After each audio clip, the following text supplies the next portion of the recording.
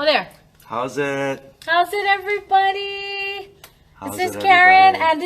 and this is my dear friend J2, Scott J2, Katsura. Scott Katsura I'm in so the flesh. excited that you're here. Thank you for having me, I'm Karen. so excited, and he's back home. You're Yes. a local boy because you're from Hawaii. Yeah, and look at these beautiful ladies that Karen got me. J1 got me. He came to speak to my classes because I'm teaching acting, and he got to talk to some of the kids, and I'm so excited. Oh, hey, how's it, Lowen? Come on, okay, you know, just let me lift. I want you. Now I'm really. I want you to begin this, okay? Okay. Oh, he's moving There me you go. over. There you He's go. moving me over. There you go. Hey, how's it, Daryl? How's it, Garrick? I gotta look close because I can't see far. How's it, you guys? How's it? So this is Scott Katsura. He's my dear friend. Call him J2. He calls me J1. And he's from Hawaii. He's an international recording artist. He's had, what, 6, 7 CDs? 6 CDs and 1 is the greatest hits, so that does count as 7. 7. Yeah. Okay, yeah, okay. That's what I thought. This is And probably 1. where is it? Right here. Okay, I'm reaching behind me. How's it? Hey, Randy boy. Hey, Kitty. So these are some of his CDs. This one, Aloha Miles Away, won Best Pop Album of the Year. Yes. Right? Yes. Surprisingly so. Yeah. So this is his Aloha Miles Away. Aloha Miles Away. He was one of the first people, or the first person, yeah. to do "Born This Way." This song with this title, "Born This Way." And that was a controversy I got into with Lady Gaga. Yeah. Because I was the first one that did Born This Way. You're the first one to come up with that concept and that idea of Born This Way. Yeah. And I love this album, Heavenly Rain, which is more a Christian album. And you're mostly known as a pop singer. I am, pop singer. Pop singer. But And- then you did a Christian album. And it's not released. What, this is not? We pulled it off the shelf. How come? Because I I'm didn't actually, know because that. of my book. My book is going into the secular world. Oh. Of the public school system. That's the whole thing we're probably going to talk about today. Yeah. So it's probably not a good idea, that I have The Christian a album. Christian album being promoted at the same time I'm putting a book into the public school system. So I have to be neutral. I have to be secular world. So once we're established in and things are negotiated, where there's more solidifying things where we're installed into this whole system, then you can go do what you want, kind. You know what I mean? But in the meantime, I cannot be put in a situation of being labeled. That I have agenda. I have an agenda. I'm not trying to help all kids. I'm just trying to help these kids. Or I'm trying to convert you into something. Oh, and you want to make sure that you are neutral and that you are trying to reach out to all children. So with good intention. And the book he's talking about is his book called I'm Writing My Own Story, A Kid's Guide to Becoming an Extraordinary Person, which I love. I love this book. Oh, Nancy Kaya. Hey, Nancy. Hey, Florence. I know hey, her. Carolyn. Oh, Carolyn too. Carolyn. Hi, Carolyn. Carolyn Kaulana. Hi. Am I Hi, saying Nancy. her right Yep. name right? Carolyn Okay. Kaulana and Nancy Kaya. Oh, so awesome. Hi, Florence, another teacher. Hi, Florence. So, because you're actually a teacher. When I read this book, I'm inspired because you're like a teacher. So is this what brought you back to home? Yeah. Because you're you know from what? I know Hawaii. this is funny though. Carolyn or Nancy, whoever got Mom's number, can you send her the link from this so she can watch this? Because I forgot to send her the link. Oh, so she can watch us. So I think Carolyn, whoever got Mom's number, She can watch our if interview. you can watch, you can send her the link. Okay, mahalo. So I'm sorry. What were you No, asking so me? I'm asking you because this is very inspiring. It's for kids. And is this the reason you came home this time? Yes. Is it? Yes. And so what is your goals? What was the purpose to come home this time and work with this book? Okay. So the last time I was home with this past February, March was for my grandma Pua's memorial. Yeah, so I came home for that reason. And so and that's where you get your Hawaiian, right? yeah, Your that's where I get my Grandma Pua. that's where you get my Hawaiian blood. So I'm gonna talk to them too, yeah. Yeah. So what happened is I ended up getting a lot of meetings due to people that are close friends and supporters of what I'm doing. So I started to meet with schools and certain people when I was here on my last trip just a couple months ago. And this is kind of a follow-up to where I left off when I was home. I was meeting with teachers and schools, and this is all in regard to my book being implemented as curriculum into the public school systems in the state of Hawaii. Now, we also have that ongoing in the continental United States. So we're planning to get this book into the whole entire public school system for elementary specifically in the United States. But what grades are you trying to target? Well, it's second, third, fourth, but every school is saying it should be first grade to sixth grade. Then some people even saying 7th, 8th grade, and then now somebody even told me to start doing a part 2 book, because this book was intended for second, third, fourth graders, shall I say elementary. The second book, somebody said that I should really I'm writing my own story, TOO, okay, the part 2 for high school and millennials, and write something to address that generation, which I kind of said, yeah, okay. I'll do it. That's So anyway, cool. this trip is a follow-up to answer your question, Karen. Nice. And I'm so glad you came into my classroom today because you got to share some stuff. And this is all about character values. Character values, and yeah. so I want to read. It says, easy reading for kids of all ages, development of wisdom and good character. Oh my gosh, we need that. Raising consciousness, common sense, and comprehension. And this is what the quote he puts at the top. Children, I give you these words to live by. The whole world will step aside to let any man pass if he knows where he's going. And you know how I know this so well? How? For how long? I don't know where I was going. Really? So I don't know where I was going. I don't know how I was going to get there. I didn't even know there was a place to go, as far as I'm concerned. No, I'm only joking, but it's funny, right? Who me, of all people, I wrote this book, yeah? Character, values. no, but and you all that. epitomize that. Okay, it's true. Well, thank you. No, you Thank do. you. You really do, because he always comes from the heart. That's why we always talk about J1, J2. Right. Best quality heart. Heart, that's because right. because you epitomize that. You are always such a good, kind, giving person. So it makes sense of all people, of course you. Okay, thank you. To write this. True, but I'm really saying that this is a conglomeration of all the mistakes I've made, all the wrongdoings. I'm the most unlikely person that should be this person doing this book, and so it's not a false thing. It's not superficial. It's true. It's merited. But what I'm saying is, it's not as typical as you would think. Formal education, he did all these right things in his life. He had integrity. Scott had integrity and good morals and good values, and now he's cultivated to the point where now he wants to share it and pass it on. What it is I was the one that probably lived a life that was the opposite. I was so kalohe, and being in Hawaii, I can use words like this. Feels so good. Kalohe, which means rascal, mischievous, play around kind. Yeah, that was me. No go school, cut class. Was that really you? Oh yeah. Really? Oh yeah. First, second, and third period was Waimea. Fourth, fifth, sixth period was Sandy Beach. That's so funny. Or it could be Aiaheao. Depends if I felt like I was in the beach mode, I was in the hide in the woods forest mode. Oh, funny. Okay. Oh yeah. But wait, so then where do you get your character values?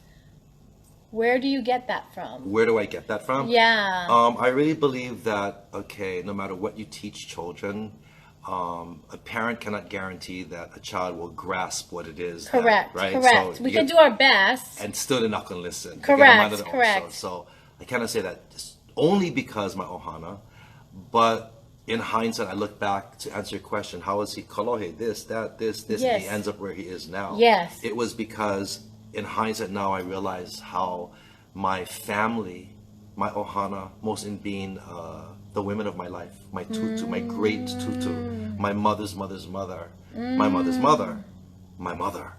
They instilled these character values in me from keiki time as far back as I can remember. So I think it was more about rebellion, yeah. I was the only boy, middle child, left-handed, not your typical kane walking around, you know what I mean? Artistic. I could just go on and on. Multicultural. I wasn't Japanese. I wasn't Hawaiian. I wasn't Haole. I wasn't. So fitting in was difficult or challenging. So I find that that's probably where my rebellion came in. I didn't know where I was, so I was just going to be everywhere. And I'm not going to listen to nobody. You know what I mean? Nobody could tell me nothing at this point. Because you're all coming from a biased place of identity. You're all coming from a biased place of you're situated knowing here. My attitude was, you don't understand me. You know what I mean? You don't know me. You don't know what it feels like to be left out, to be always the outcast or always the no fit in. So I guess what I'm getting at is, it was more I was acting out probably in rebellion, where it was always in me, these values, these character values and whatever, but it just took time to play out everything I had to in my life to deduce everything. It's like process of elimination. You start letting everything go into all that's left. You know what I mean?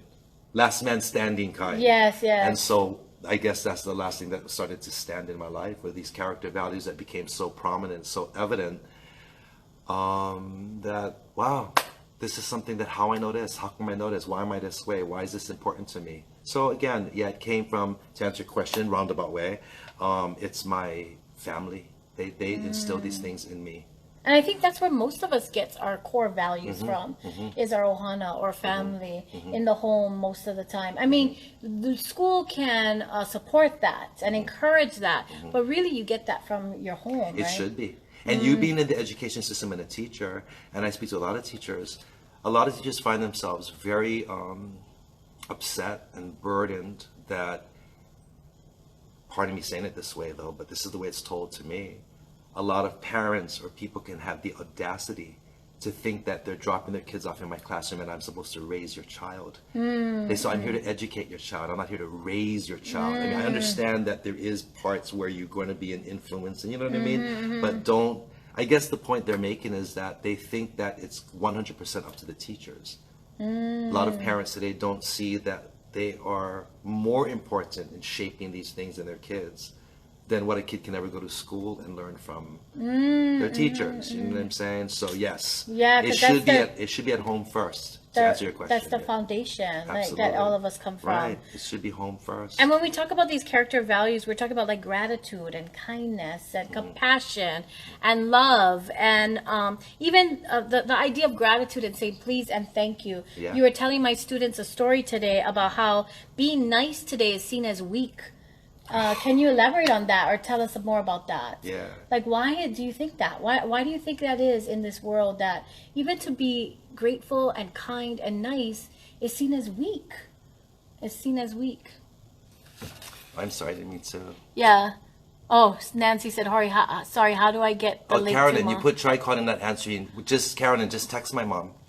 Like, just text her the link if you can, and she'll see it when she sees it, if she sees Hey, it. Michelle. Hey, Rosie. Hey, you guys. Amir No, Beth. you know why I went look? Because the last time never have sound. Oh, So I yeah, wanted to yeah, make sure yeah. that it wasn't them saying we yeah, can't yeah, hear you. they can Okay. hear us. They Right. can hear us. Okay. So this is Scott Katsura. He's an international recording artist. Has done a number of CDs, 7 CDs, and because some of us just joining, he has a book. I'm writing my own story, which is all about character values for kids, and we're talking about the need for that in this world right now. Values like kindness and compassion and love and gratitude, and putting people above money or fame. Okay, but you just said one good thing, right? You said about what? About thank you and please. What did you say Yeah, about thank it? you and please. Right. Like, because you've said that in the world today, you've come across where that is seen as a weakness. Yeah. When you are kind and when you're nice, people see that as weak. Right. Can you speak to that So more? I was talking about how certain things and virtues and values are timeless, and they should never go out of style. They Like should never be- respect. respect and kindness and etiquette, proper etiquette, Yes, gratitude, love, yes, gratitude. yes. How do you say that's dated? Oh, well, kindness or gratitude, that's passe, that's old school, that doesn't apply to today. So to me, it may sound like it's an opinion, but I really feel it's a no-brainer. How do you even think that that's not a timeless virtue for humanity? You know what I'm saying? Does that ever go out of style? Does it? So it's about perception and how we perceive, something. So how I started to learn this harsh reality that in our day, we're probably the last dinosaurs that was really The last generation. right, praising the fact of the value of gratitude and etiquette. Could you please pass me? Because it's not about entitlement. It's not about being enabled.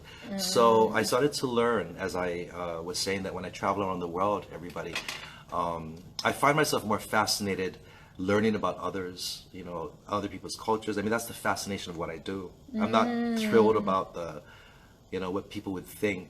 The success that comes along allows you to go shopping more than most people can go shopping, or go to these great parties that nobody can go to, or all these fringe benefits that you get, all these spiffs that you get. I'm the kind that I'm very simplistic. I'm always that local boy from Halawa. You know what I mean? It's very simple. I love what I do for the opportunity of being able to travel, being able to travel and see different places and learn about different cultures. So when I'm there, it's not about the party. You know what I mean? It's not about the glamour. It's about, oh my God, I got an opportunity to talk to the local people from here and find out what I like know. Things that probably a book won't teach you, or a travel channel not going to show you, or you know what I mean? You want to hear, just like Hawaii. There's things that no matter what you read and what you see on TV, us locals in Hawaii know that certain things that you gotta be from Hawaii for notice. What are the values from Hawaii that the rest of the world needs right now? Okay, but let me finish this one with the please and thank you. Okay, if Hawaii is not the epitome of thankfulness and mahalo nui loa. Okay, so what I found by speaking to everybody around the world, and when I start to speak to different cultures, especially the young generation, what we call the millennials and even younger, they started to say, oh, what are you talking about? Please is a derogatory term. I go, how can please and thank you be derogatory? Yes. And they said, oh, because today it's not cool to say please and thank you, because you sounds like you begging.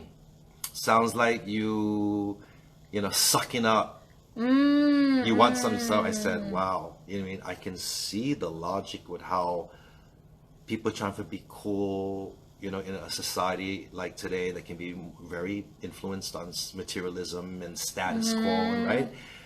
But I thought, wow, that is just so sad when you now live in a generation, in a society that shuns the word please and thank you, because that was the magic words to me. And to be quite honest with you, I believe it's the gratitude and the thankfulness that I have in my heart and as I execute outwardly. And it's my please etiquette, which goes to show I don't want anybody to ever think I'm ever entitled.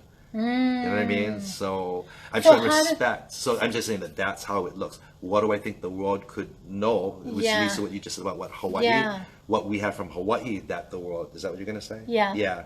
So what I believe that the world could know, which leads to my project.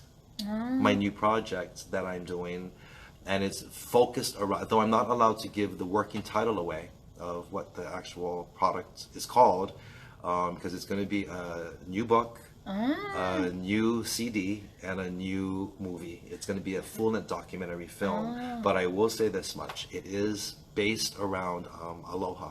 It sounds so simple, Probably had 10,000 million trillion books already written about aloha. Yeah, but what is aloha to you? Well, aloha to me is the epitome of good character. Ooh, I love that. Right? The epitome of good character. So what does you mean by that? Because all the virtues and characteristics of what is true aloha, that in itself will be somebody who has good character. Because with aloha, with true aloha, you're going to be compassionate, kind, thoughtful, respectful, putting others first, love, sacrifice, love, sacrifice you can give, right? Service, kokua, help, malama, taking care, respect. We're gonna be respecting each other. We're gonna be respecting the aina, the land. We're gonna be respecting, the animals. We're gonna. So to me, I used to say, aloha is this, aloha is, okay, and we know aloha universally, right, commercially today, or modern is hello, goodbye, I love you. Olden days, I could tell you that, Tutu, my great-grandmother Tutu, taught me that aloha was 3 words put together. So it wasn't just hello, goodbye, right, I love you, which is beautiful and nice, but it's still very shallow compared to the depth of the what you were conveying to somebody when you said aloha. So is light or enlightenment. Light or enlightenment. Lo, which is close to the earth, and ha, which is the breath of God. So back then in the olden days, you said aloha. You were saying to a stranger, light or enlightenment, giving close to the earth through the breath of God. I see God in you. I'm gonna do the hula. That's where the hula came from. I see God in you. You see God in me. We are one ohana. We are one ohana. So that aloha is deep meaning. So yeah, it could be old school of what aloha meant, what is modern day aloha. But because of all this I've been traveling, going through, especially tying in my book, it's almost another full circle. It's like, wow, if I could really put it in a nutshell, aloha, true aloha, is really the epitome of good character, because it's not one thing or the other. Aloha is a lifestyle. So you kind of just say aloha is one thing. Okay, aloha comprises of 25 characteristics. It's almost like aloha doesn't end, because aloha is a lifestyle. Do you follow what I'm saying? That consists of conduct. It's how you're living your life. It's how you're viewing life, how you're seeing life, how you're receiving life, what you're giving to life, what you bring to life. That's the lifestyle. It's just like that bumper sticker, live aloha. Yeah, or that motto, exactly. live aloha. Yeah. Because it's a living lifestyle. It's a living lifestyle. Yeah. It's like love. Love is Yeah. not just a warm and fuzzy feeling, right, people? Love is a verb. It's an action. If you're not putting love into action, then what is it? It's just a warm and fuzzy feeling. So what do you think is the difference between artists in this country versus artists around the world? Because you travel around the world, right? USA versus other countries? Yes. And maybe not just artists, but even people. Do you find aloha as you travel? Or a lack of aloha? Both. Well, funny, both. Good one. I found that aloha is universal. Okay? It just so happens that aloha is what we call it. But other people in different cultures call aloha something else, but it's aloha. Okay? Because So you recognize it. I recognize it. Yeah. Yeah, and it takes one to have that in To them. have that in them. To recognize. Yes. Absolutely, J1. Yes, yes. J1, J2. Yes, right? yes. It's this connection. Yes. So what it is I realized that, aloha is universal, and there's a lot of, and not only that, it's not even in their own language. What I mean is people love Hawaii everywhere you go in the world, because nobody does not know Hawaii. And you also start to realize that Hawaii is the #1 destination in the world. You ask anybody, that the majority of the people in the world, whether they've been here or not, going to say, where in the world would you most likely to bucket list and go? They're going to say Hawaii. Okay, they got their reasons. So what I'm saying is everybody pretty much loves Hawaii. And like I said in your classroom today to the kids, you guys don't know how special you are until you leave this place, because until you leave this place where you realize how special of a place you're born and raised and you live, and how it's viewed around the world. When I show now I got my New York driver's license and my New York identification. I had to forfeit it because I always came home to Hawaii to renew my license. So you could always have your Hawaii one. Why would I want my Hawaii license? That could get me in the club. Right, Kama'aina. No, in the mainland. Oh, in the mainland, because you're from Hawaii. Hawaii. No matter where you are, they look at your driver's license, they go like this, Hawaii. Oh my God, you're from Hawaii. It's just a whole different vibe, right? So Hawaii is so special. People love Hawaii no matter where you go. So you find aloha in other places. It's universal. Okay, but the second part to what you just said, it is also a rarity. It's a rarity. Majority of the people, or majority, I don't believe, has aloha. As much as I find that the ones that truly have aloha are minority. And then I will even go as far as to say, without being biased, because anybody who knows me knows I am not biased. I'm not one to say, oh, you're my brother, you're my sister, you're my blood relative, so therefore I'm going to be on your side automatically. Call me harsh, and you may not like me for this, and this is another thing that was instilled in me. This is what was taught to me from my grandpa and my grandma, and that's how they were. Tutu, now this is not my great grandma, but my mother's mother, my grandmother Tutu, the funeral that I just came from the memorial. She would always say, Grandma Pua, no, bring me to the courthouse if you go on trial and you're guilty, because I send you to jail. It's not, no, you my tutu, but I'm your grandson. If you guilty, hui ho, goodbye. Okay, so I was already raised to not be biased, like, because you're my family, I'm going to back you up no matter what. No, if you're guilty, you go in jail like anybody else. So my family raised us that way. With integrity. Right. Well, I thank you. If that's what you want to call it. Well, that's integrity, to be honest and to be fair and to be just. That to me is like it is integrity. Yeah. Wow. Like that was normal back then. Yeah. It wasn't the new normal, but that was normal back then. Anyway. And so she makes it sound so like duh.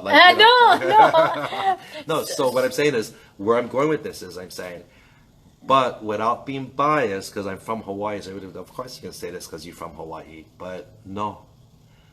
When you find true aloha, this universal spirit, and I did say universal spirit, you cannot touch Hawaii. And I'm sorry, people, because I love New York, I love New Jersey, I love so many places in the world. London, Australia. Yeah, I love Japan, I love Yes. Mexico. I mean, there's a beautiful people, so believe me, it almost makes me feel bad saying this. But I really, really, really, really, really, really feel, you know, that that's something that I have come to and I cannot deny. There's something about home in Hawaii that I feel, it's almost like being the portal of the universe or something. Like, this is like the you know what I mean? This is like the whole connection to what's, we got the greatest window to the universe at Mauna Kea. Is that a coincidence? We got the wettest spot on the planet, Waialeale and Kauai. How essential is fresh water to life? The whole world, this spot, the wettest spot, we got the most active fire. That's another one of the 4 elements in the world coming out of the ground. And look at what's happening on the Big Island right now with the lava flow. So it's kind of like when you just look, it's like, how come? This is not a coincidence that Hawaii is so special. It's special. It was created. We're the most isolated spot on the planet. We are literally the most isolated spot on the planet in the middle of the Pacific Ocean. So I go like this: do you just make your treasure available so anybody can take it? If you're gonna have treasure and you're gonna be handed the treasure, you're gonna say, okay, put this in a place where it's going to be safe. You're going to make them isolated. You're going to make them hard to get to, right? So that's how I see Hawaii. We were meant to be the most isolated place on the planet because we're that. Because so special. Yeah, that's treasure. So again, that's how I feel. I feel like Hawaii has got this certain, when aloha is from aloha and it's a person from Hawaii who get true aloha, I cry. I literally cry because I know that I don't find that anywhere in the world but when I come home from the ones that have it. Wow. And you one of them that get them. That's why I'm not just in it to suck up. I wouldn't be doing a show right now if she didn't have it. I'd be on the beach right now. Yeah, he stayed in my class all day. He's been here since early this morning. So worth it though. Oh, so worth it. And like you. I told J1, I received more from the kids and from everybody than I think I'm even giving. Oh, seriously, right? I receive so much more. But so that value, though, the Hawaiian values, the aloha you got here from your ohana. Yes, absolutely. And you have used it in your work to impact others. Absolutely. Can you tell me about that? To a fault. To a fault. To a fault.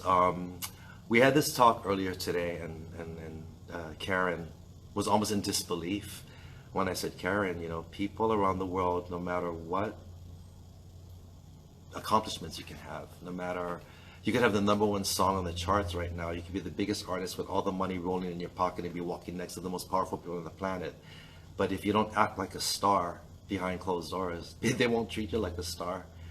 Yeah, that is astonishing to me. It is astonishing, yeah. Yeah, that you have to, because he was, well, you could tell it. Like, no, go ahead. Because, like, he was saying, like, even if he helps clean the table or wash dishes, if he's invited somewhere, they will treat him and look at him differently all of a sudden. That astonishes me. That's not a coincidence. Can't be a coincidence anymore. Because I would think you would get more respect, more, because of your humility. Right.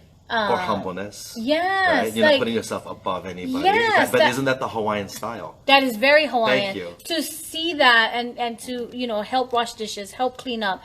But you're saying it's the opposite reaction in the world. That people lose their respect for you. That you have to keep this. Or if it's not even about losing their respect, it's about they sure don't keep, they lost the idea of your. The idea of you being this important person. Because now they see you washing dishes and cleaning up. And maybe they wouldn't even do it themselves, so that they see me lower than them.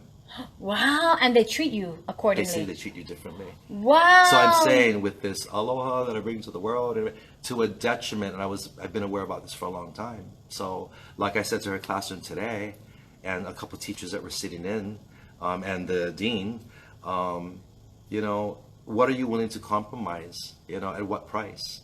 And if I had to lose fans or not make it further because I didn't want to play the role of being what I felt you need to be able to become huge. To be the diva. To be the diva. Yeah. To get all that comes along with being the diva. You know, and now that I think about it, that even starts in school because who is the more popular kids? It's usually the mean kids. If you think about it. You would know that. The queen bee, the mean girl. Really? Yeah, that's the one who gets all the followers, which is so ironic and interesting. It's usually not the kindest, sweetest, meekest person, and it's weird that it's now that's playing out on a bigger scale. And a bigger scale. That's becoming the normal across the board for legit, like the legit business scenarios. That is sad. That's why I'm doing my book. That's what I'm saying. I'm not talking to kids. And talking to kids, because if every little bit helps, if I can just plant the seeds into just 1 kid, 2 kid, 3 kid, and open the dialogue. That's all I'm doing. I'm just opening the dialogue, because for somebody to be real and talk about it, you know what I mean? And I have the credibility with my accomplishments. I know why I'm not Bruno Mars. I know why I'm not, Justin Bieber. I know why I'm not a household name of what I could have been. Because you made different choices. I made different choices. And so again, I hate to make it sound like now I'm dissing them and saying that please, isn't this a catch-22? Isn't this why nobody wants to talk about it? Because when you start to talk about what should, it almost like, I don't mean to, but you're almost like putting other people down when that's not what I'm meaning to do. Right. You just want to live your truth. I'm living my truth, but and you want to live how yourself. can I shut my truth because I'm afraid of being politically correct? Because if you say this of what my truth is, then you're knocking somebody else, and that's not my intention. If it means I cannot live my truth at this point, and these are the virtues and things that are being lost, okay, then c'est la vie. Wow. If you're going to be upset and you're going to think that I was, deliberately trying to cut people down or put you down or judge somebody else, no, I'm not. It's about me not allowing to myself to be judged anymore. To say that's wrong. In my book, that's wrong. You should have been seeing me as a bigger star. That would wash your dishes. That would vacuum your house. That's both. That to me is, if you want to call it old school, well, too bad that wouldn't be forever, yeah? That would be the biggest stars. That could be taking advantage of the situation. They got the money, the power, the influence, and everything to be able to be on top of you. Right? And to be able to rule you, dictate to you, and just use you at my beck and call. How can somebody not look at the fact that if somebody had that position and ended up choosing to go massage your feet, to go massage your back, to go pack your table and go wash your dishes, because I'm so thankful that you would cook me dinner, star or not star, right? So again, a lot of times I fought with myself, is that me? Singularly, is that me because I'm from Hawaii? Do you get what I'm trying to say? Yes, is that my Hawaii mentality that I cannot? Is that not a generalized Hawaii thing that you can just say everybody from Hawaii is like that? So is it now my ohana? Is it my tutus that make? You get what I'm trying to say? So I had to go through all of this. Like, how come? Is it me? Should I be this way? Should I not be this way? Am I supposed to be this way? Sometimes I went through, what's wrong with me? How come I can't help myself from being this way? Especially when people calling you names. Stupid, you stupid, you weak. Who would do that? Oh, because you should follow and act the way they expect you to act. Exactly. And so that then you can rise up and up and up and higher. And go higher. And that's what I learned. The more you act like one diva, the more they'll treat you like a diva. Period. And I'll never be a diva. Do you know what I mean? And I'm not ashamed to say it. I'm always going to be that person that this is what I do. That's it. You do what you do. So who's better? Why should I be more better than you? Because somebody cleaning, doing yard work, they're a landscaper, and I can have a concert and have people screaming my name because I'm singing a song. Why should I be? I get it, you know what I'm trying to say? But really, in reality, when you go home and you go put on your rubber slippers and your shorts and your t-shirt, what difference does it make? We're all the same. We're all the same. I get Bora Bora, shorts, and I get puka pants, and I get, you know what I mean? We're all trying to eat and just having a good time. So to me, that's how I always gonna see it. Once I start to get taken out of that element, it's always made me very uncomfortable. Once I start being put on a pedestal, you know what I mean? Where I now become more important than somebody. Granted, I don't deny the fact that if somebody does more right and somebody's doing more wrong, and that's black and white, no make them gray. Because that is the kind of world that makes it screwed up too. We love to make it gray today. Right is right, wrong is wrong. With certain things, you cannot deny it as black and white, but we like make them gray. Okay? So don't get me wrong. I do believe we should be acknowledged properly and appropriately so for what should be, you know what I mean, distinct amongst each other. But there's also a part where shouldn't be, we should be, when it comes to social status and humanity, and then that's where we shouldn't have the boundaries. Do you think we're losing a sense of what is right and wrong and some of these core values, and recognizing how you live and how you like kokua and help and give? We're losing some of that each generation. Do you think like we're losing that? And I say that because my students, even the questions they asked him last year at the other school, this year at this school, one of the first question. The very first Wait, but question. First, tell them how old the student was. Well, fourth grade, I believe. Fourth grade, maybe no more than 9, maybe 9 years old. Yeah, and the very first question they asked him was, how much money do you make?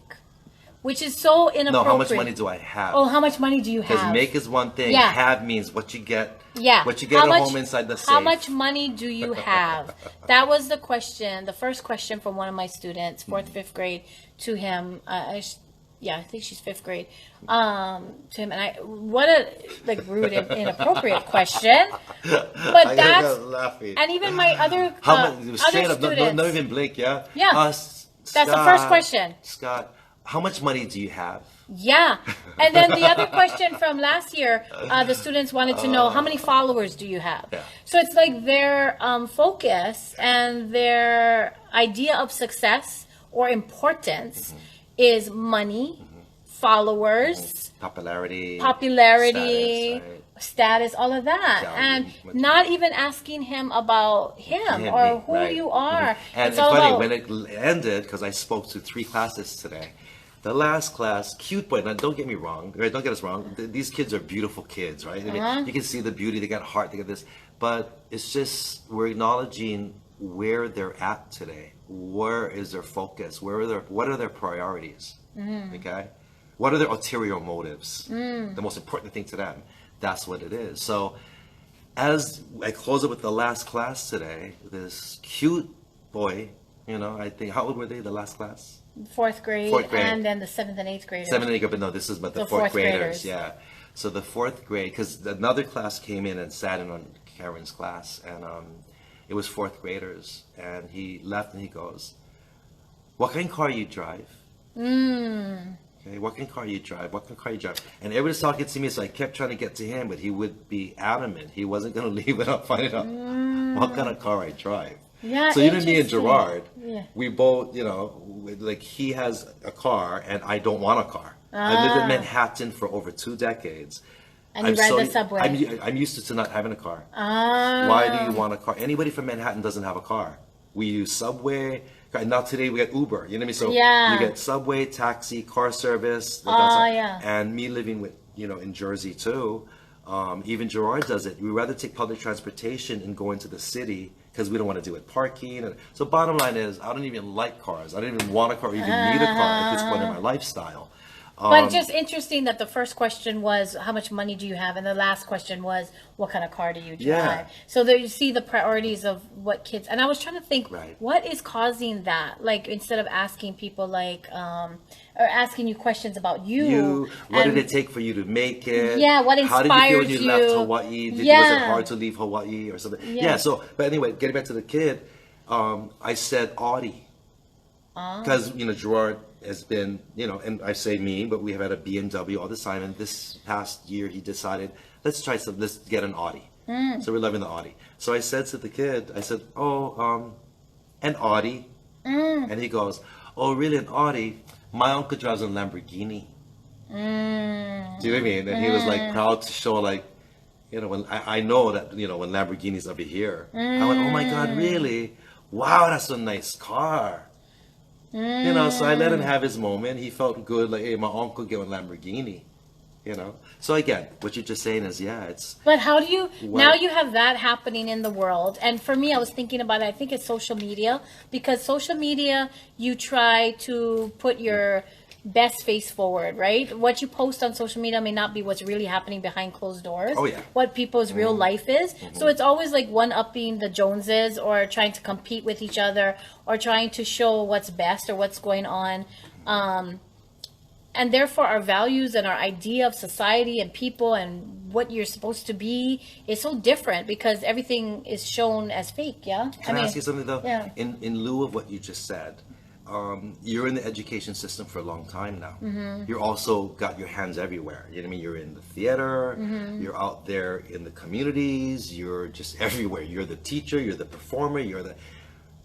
What have you seen as far as the changes of what used to be to what is now the new normal, and when did you see this start to happen? I think more recently in the last few years, definitely in the last 10 years. Last 10 years. But I definitely see it more with the internet, social media, because that's how people communicate more than person to person. So you're saying when social media really started to kick in, yes, is when we started to lose all of these virtues and values and the humanity, the humanness of each other and our connection and the way we communicate with each other, because it's all about what you have and what you can show, because that's what you see in Snapchat, in Instagram, and that's what you see, and that's what they're asking about. They're not asking about the humanness and the inspiration in you and all of that, because that's not on Instagram, that's not on YouTube, that's not knowing you. Then how do you implement these things in your classroom? It's very hard. It's a challenge, I think, for many teachers, because the one way we do it is we live it, because you do it by example. You lead by example. So you be kind, you be compassionate. You show etiquette. You show etiquette. You say please and thank you. And you hope that they notice and that they pick that up. That's one of the big ways, is you lead by example. And there's teachable moments too. You take opportunities to teach them in certain moments. Like I missed an opportunity to teach that child, that the student that asked him about the money, that's an inappropriate question, and why it might be hanging down on the and I was like, of all things, the first question my student asked, but why it's inappropriate and why that, what would be a better question I could ask her? What would be a better question to find out really about who he is and what he does and how he makes an impact in the world. Right. So yeah. Or like, as a local boy, how does it feel living in New York? Traveling and doing concerts all over the world. Do people like Hawaii? Do they ask you questions about Hawaii? I mean, you had a number one song, a number one hit in England, right? Yeah. So I mean, Supernatural, right? Wow. So your experiences with that. Right. And I guess that to me is what blows me away. It's like, I guess that's what would come natural in us. That's what it would be. We would, it's like, try picture us in class back then. That would be our questions. But of course, it's a different era. We'd be about like, oh, so what does it feel like to live in cold weather? Do you ever have a hard time being in snow? Or, you know, Hawaii people are so much more kicked back and laid back. Do you trip out sometimes having to be on a pace of a New York City person in the New York City minute? You would think that's the kind of question, right? It's just, it does take me back to though when every single question is focused on those things: materialism, popularity, money. So you writing this book and doing the Aloha project that you're doing, I mean, that's so relevant and so needed. I think so. But the challenge is so great. Yeah. So how do you teach and inspire? And same thing as you said. I lead by example, because there's nothing worse than being a hypocrite. You don't do it yourself, I think live with honesty, like be honest. Yeah. Because like it's not all, I always tell my students all my lows as well as my highs. So I always tell them the struggles that I've had or anything that's going on, so that they know my life is not all roses and vacations and wonderful things. It's struggle, financial struggle, health struggle. This is real life. It's not everything that you see on social media. It's real. And the power of that vulnerability. The power of vulnerability. To be able to be real. Because the epitome of being real is vulnerability. It's when you're not going to even be thinking about how you're perceived or how I look. Honey, I'm showing you what it is right now, period. This is what I'm afraid of. This is my greatest fear. This is my greatest hope. This is my greatest That's what vulnerability is when you're not afraid to, you're not filtering anything at this point. You're not editing anything in or out. You know what I'm saying? It's just, it's a package deal. Yes, right? It's all there, yes, right? Yes. And so do you, because I think you do that. You show your vulnerability. Today I spoke about, you told me to tell a story about feeding the birds. Yes. I told the kids that I had 97 cents in my pocket during my journey. I know what it's like to ration bread, white bread, and try to eat on one loaf of bread for 1 week. And then I realized I had enough when I started to realize that bird story, that I had enough to feed the birds, and how that changed my life around. So, you know, there is power in vulnerability, and telling them the truth, not being shamed to show them your struggles. And, you know, it's not about impressing. It's not about impressing. It's about about being. But that is related to acting, because acting is about being. Because I'm teaching acting, and acting is about truth. Excellent actor, by the way. I'm not just saying this. Last time I was home, I saw her in a show, this play, and she played this Hawaiian person that was like, what was her name? Emma Navahi. Emma Navahi. Who was a real Hawaiian activist. Oh my God, what a in great the annexation play. debate. She played she did this show in downtown Honolulu. Thank you, I appreciate that. Oh my God, that was great. Anyway, she is a great actress. But I was just saying, acting is truth, acting is being, and so it totally goes hand in hand with living the humanity, living the vulnerability, living that. And it's okay to be that, and it's okay to recognize that in others and honor that. Honor that, not look down on someone who shows that, but honor that. Okay, so last time, what you just said, honor that. And, you know, we always say, you know, it takes one to know one. If you don't have it, how do you recognize it? So isn't that a catch-22? If you don't have it in your heart, you can't recognize it.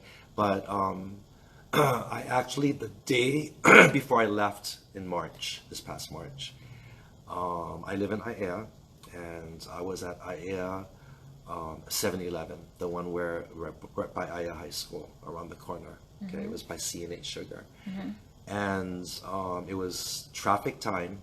Everybody's getting out of work. Okay, and I would open the door and come out and open the door right when cattle coming in. You know what I mean? Like just when a whole stampede of people were coming in. So I was holding the door open. And the first 4 guys was like this tall next to me. And they were all wearing Aiea High School jerseys, so I figured they play football. All Soles, okay? All Samoans. And the first one goes like this to me. Thank you, sir. Second one, mahalo.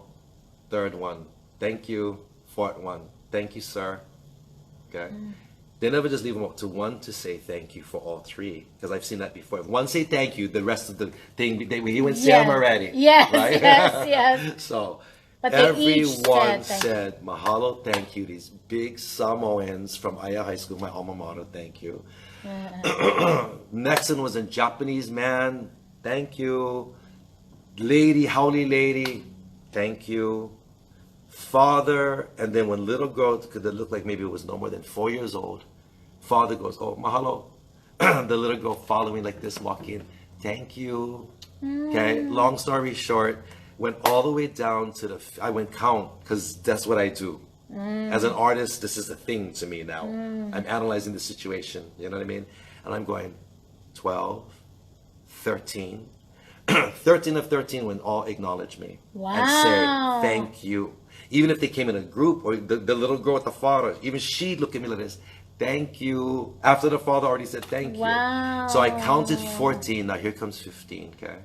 I knew this girl, this is not a diss, I'm just being real, okay? I'm being real. I knew this girl was out there, she probably was smoking something, whatever, okay? She had her buds in her ear. She walking in like this, she walking, and I'm going, okay, this is gonna break the streak. You know what I mean? Yeah. But that's okay. 14 or 15. That's pretty good. That's still good. That's excellent. Right, you know, we travel the world to see if this happens anywhere else in the world. Sure enough, she come up to, she stops, she go take off her bud like this, she like this. Mahalo, brah. Wow. Mahalos, brah. She put the pot back and she walked in. I went like this. How you like that? 15 out of 15 people in Hawaii, in Aiea area, no matter what race, because it was all different races. This is making me tear up. I don't know why. That's why I was crying. This makes me tear up. That's what I cry. See, again, we can get this way, but you can because for me, each of them saying thank you to you is really saying I see you. Yes. I see you. I see, and I see what you just did for and me. I see what and you I'm did. thankful for what you Even just if did. they don't even consciously know that's Why what they're they're saying. saying it, right. But they're saying, I see you. Yes. Oh my God, Yeah. it's making me But tear see, up. the tears that we share like this is how our whole relationship started. That's why it's J1, J2. Oh my and gosh. for those of you that don't know, okay, I'll tell you the J1, J2, but while we're on this moment, I thought to myself, wow, 15 out of 15 people, and you know what, the way you're tearing right now, I cried. So I'm not afraid to be vulnerable in front of you guys. I cried at that moment. I went, especially because I was leaving the next day. And I came home for the whole month. I came home for my grandma's memorial. I saw Ohana relatives I haven't seen for years. So it was all emotional. The whole thing was open. You know, my nerves was open on this trip. And here I'm going back the next day. So I'm thinking, wow, thank you, Akua, which means God in Hawaiian, you know, for allowing me to experience this and take this back with me the day before I go back. To be able to have seen that I felt what I was talking about only in Hawaii. And that's why I said, when I went home, I went, Mom, I got to tell you something. I said, Mom, I got to tell this story, you know. It can seem so silly to anybody else, like it's just, oh, you know, so they all said thank you. And then, you know what I mean? I don't take it that lightly. It's like I saw every race, every type.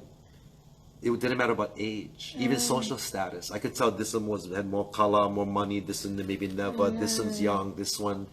And it didn't matter. They all said, I see you. I see you for what you just did for me. Mahalo, thank you. And that's what I mean about what makes Hawaii so special. Is that kind of stuff, you know what I mean? That it's still here, you know what I mean? It's still here. It's still here. But I want to instill that in my students and the young people that you're trying to reach through your book and your music and your projects.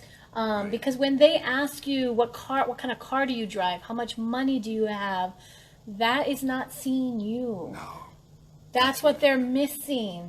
And I want them to be able to see each other and see the person and not care about all that other stuff, the followers that you have on Instagram. Well, I don't even go on Instagram.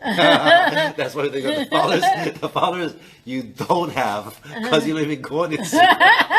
I'm like you. I don't even know my password. I know. I forgot forgot my password. Yeah. And I do Facebook. Oh, Scott, what's up with you? Facebook only for the old fat kind. Or the old fat. Well, hello. I do it too. I'm on Facebook because I can keep it to my family and my friends. That's it. That's the only reason I have Facebook. Of course, I'm gonna post. Scott did this. I did this. I'm gonna do this. Of course, but my real core intent is not to try to promote my career and try to make myself a bigger star. You know what I mean? It's your connection. It's to keep close to my auntie, my uncle, my cousin, my this, because we have a medium that we can connect and stay connected. That is my ulterior motive with that. That's where it starts and that's where it ends. So, yeah, and you know, I think that's why. Okay, I was at the J1, J2. Bring you No, I'm tissue, good. but, yeah. J1, J2. And see something hanging and just down. Oh yeah, no, you're So good. J1, J2. For those of you that don't know. Karen and I connected on Facebook, which is where you are right now, and she was writing me, and I didn't even realize that I knew her from the past, you know, from before I left Hawaii.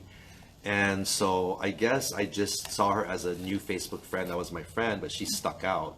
She stuck out with what she said, how she said it, da da da. So I reached out to her in an extra way that I usually don't to other people, where I private message her or something. And obviously, it indicated to Karen that he didn't remember me. He thinks that he don't know me. So she reminded me, hello, you know me, we met before. I was like, what? Then when she reminded me, I was like, oh my God, I can't believe that's right. I know this Karen, right? So once we connected, it was out like, oh my God, this is trippy. It was like double whammy. We were connected, but it was like, it just accelerated. Like, oh my God, I know you from before I moved away, right? So we ended up hooking up as far as, you know, really connecting. And the trust and the barriers just fell. And I was like full and embraced Karen already. Like she was my sister. She was my ohana already. Well, she tells me, we're talking about good quality heart, and I would say what a wonderful person she is and how she sticks out because of her heart and whatever. And she said to me, oh my God, that reminds me of my favorite movie, The Joy Luck Club, and this character named June. I was like, that's my favorite movie. And that's my favorite scene. So there's this girl named June, for all of you that's seen The Joy Luck Club, that came out in the early 90s. Long story short, she just is noted by her mother for having the best quality heart, because she would always pick the worst crab at the at table. the table. And so So that everybody else can have the best. You know, crab. that's an And that's how we Asian, connected. Hawaiian, Polynesian cultural thing too. Right. You Take the worst. Take the sorry, worst give so the you can best. give your Right. best to your guests. Right, but you see Yeah. how today they see it as weakness, stupidity. You be stupid. Why you would take the Take worst? the- You stupid. yeah. Right? So it's sad, yeah, but we get why it's Yes. such a virtue. Yes. And why it's so beautiful. So anyway, that's what it means. Jay, once I go, oh my God, you so like June. She goes, but you like June too. I go, but because of the best quality heart. yeah, that's what we recognize. We saw each other for that, and we remain to thrive on that. You know what I mean? That will always be where it begins and where it ends with me and Karen. So that's what J1, just so you guys know, that's what it means. J1 is J2. June 1 and I'm June 2. He's June 2. Like June also. June also, yeah. So that's J1 and J2. So now getting back to this whole, the kids, they don't see you now. That, I think what I really, wow, this is probably the first time I'm talking about it, is people don't realize that it's a lot more painful to do what I do and frustrating because when my focus is on this issue and what an important one it is, right? I don't edit or filter what it is that I allow myself to see. I'm not one of those that I'm selective. I'm selectively hearing, selectively seeing. And I also believe in this philosophy that no pain, no gain. It's a physic. It's a go to the gym and you tell me if there's any other way. No pain, no gain. It ain't like you're just breezing through this and your body just looks that way or your muscles won't build. It's got to tear and hurt to build. You know what I mean? So that's life. So what is that pains you? What pains me is not being able to deny or wanting to deny of the truth of what I see everywhere. That is the new normal. The new normal is a lot of us, especially kids, because we're not being taught that, we're not seeing each other for who we are. We're seeing each other for what we got. We're not seeing each other for what I can do and help you to give. I'm seeing you with what you can do for me. You know what I mean? So all those things is, in Hawaii, if you're not from Hawaii, and this is not a way of putting people down, but it's just a way of people here speaking the truth. I was taught that the things that I just said, I don't think about what I can do for you. It's just the only reason why I met you, you mattered to me is because I'm only looking at you for what you can do for me. That kind of thinking, we were raised as locals, and I know Karen's going to jump right out of her skin when I say this, but we were told by our kapunas, which is our elders, that's real pilau. They actually see that as dirty, like that's real pilau thinking when you think that way. Me, this, that, you know what I mean? So I was raised to see it as that's not a good thing, you know what I mean? When you don't, when you can be, I only seen you for what you have. I only seen you, what you can do for what me. you can do for me, right? Tell me our kapunas never go like this. Who would pilau you think that way? Shame. And, Hawaii, if we can hop everywhere around, we were raised, to even respect the environment. So it can almost be, we could be ridiculed because we never just pick flowers to go make leis. Yeah. We were told by the Hawaiians that knew what they were talking about, that you got to ask permission from the tree before you go take Yes. And you better pick only just what you need. Because if you take any more than what you need, you're going to pull your ear. Yes. Because now you're wasting. Even when you take from the aina just what you need. You ask for permission and you thank them. You thank them for what you took. So if you're thinking we're going like this, I'm not. This all connects if you guys can follow us. You know what I mean? It's like you want to talk about doing right. We even do right for one plan. For one plant. For one plant. Yes. We still see the respect that we have, that we're not going to even. The reason why I brought this up is to make a contrast, to show you it's we see even showing, we're not even going to use the plant. You know what I mean? We're not even going to take advantage or take for granted the plant. Sorry, but that's what was, instilled in us Kanakas, us locals from the Kapunas and the Hawaiians that taught us the true culture. Like our ancestors. The elders, right? The elders. That's what they taught us. That's what we learned about our culture here in Hawaii. That's what it is to be a true Hawaiian. You know what I mean? And it's not about blood. It's about conduct. You know what I mean? Yes, it's about blood. I take my hat off to blood Hawaiians because there is full on value to the blood of one Hawaiian. Absolutely. I'm not telling you, I would never argue with the argument of a DNA, please. But with where we're at today, I think it's more about conduct. Are you living out like what one true Hawaiian should be versus who cares what you look like, are like, draw your blood. If you're not living it out, then why bother? Right? Living your truth. Living your truth and living out what really should be the way we really should be doing things. You know what I mean? It's not about conformity. We should all be conformed into being robots. That's not the point I'm making. What I'm saying is, at what point is it okay to say, she loves you for who you are, which is all those good characteristics that you have, and I love you only because I want something from you. I want to make more money. I want you to cook me dinner every night. I want you to clean my house. I want you to, if now that gets clumped into the same thing, nobody can see the difference between her and me or him and me. Or flip it, I'm the one that's just using you and that one truly loves you for who you are. Once society becomes that that's the same thing, it's gray, no matter. That's when we're toast. That's where we're at. That's where we're at. That's where we're at. And that's scary because they're not even recognizing the difference and making a choice. Yeah. It's not even recognized. It's not even recognized anymore. Yeah. It's just gray. It's like, and that's why your projects and your music and your book and all what you're doing is so important. But like I said, as much as I smile, and I'm not saying I'm not a happy person, it's not a real smile. What I'm saying is, you know, it would be you that brings this out in me. You know what I mean? But there's more pain and frustration and aggravation involved with this process than there is glory. You know, the glory and the happiness and the triumph, you know, it happens, especially when you just can see I touch 1 or 2 or 5 or 10 or, you know, and you know me, and I'm not just trying to give it to me, but I have a real success rate at put me in front of anybody and then they're gonna get it. I make that connection. You've seen it. You've seen it. I spoke at this other school, this private school here, and I was told by you when I spoke before, this is the most difficult child, right? They're afraid that he's the one that can bring the gun to school and go shoot everybody. That's how much he was a problem. Was he or was he not the one that stayed after class to talk to me? Yes, and made a connection with Scott. Me. Right. So definitely Scott had a way to connect with those kids. And again, I'm not going to act like I'm all great. You know what it is? I'm just being vulnerable. We all can. I'm not afraid to be real. I'm not afraid to talk to this kid with all the things that make me no different than him. I'm trying. I made mistakes. I still make mistakes. You know, when you come from that perspective, even that one is going to trust me.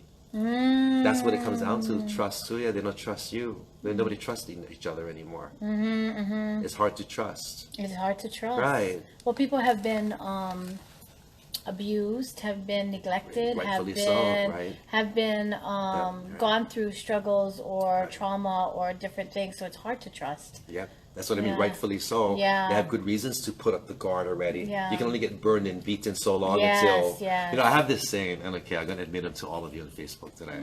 But, you go, what's the difference, Scott, when you left Hawaii? If you can even pick out something that you now come back from New York and you're not the Hawaii. I go, okay. You know the saying, you're all innocent till you're proven guilty? Yeah.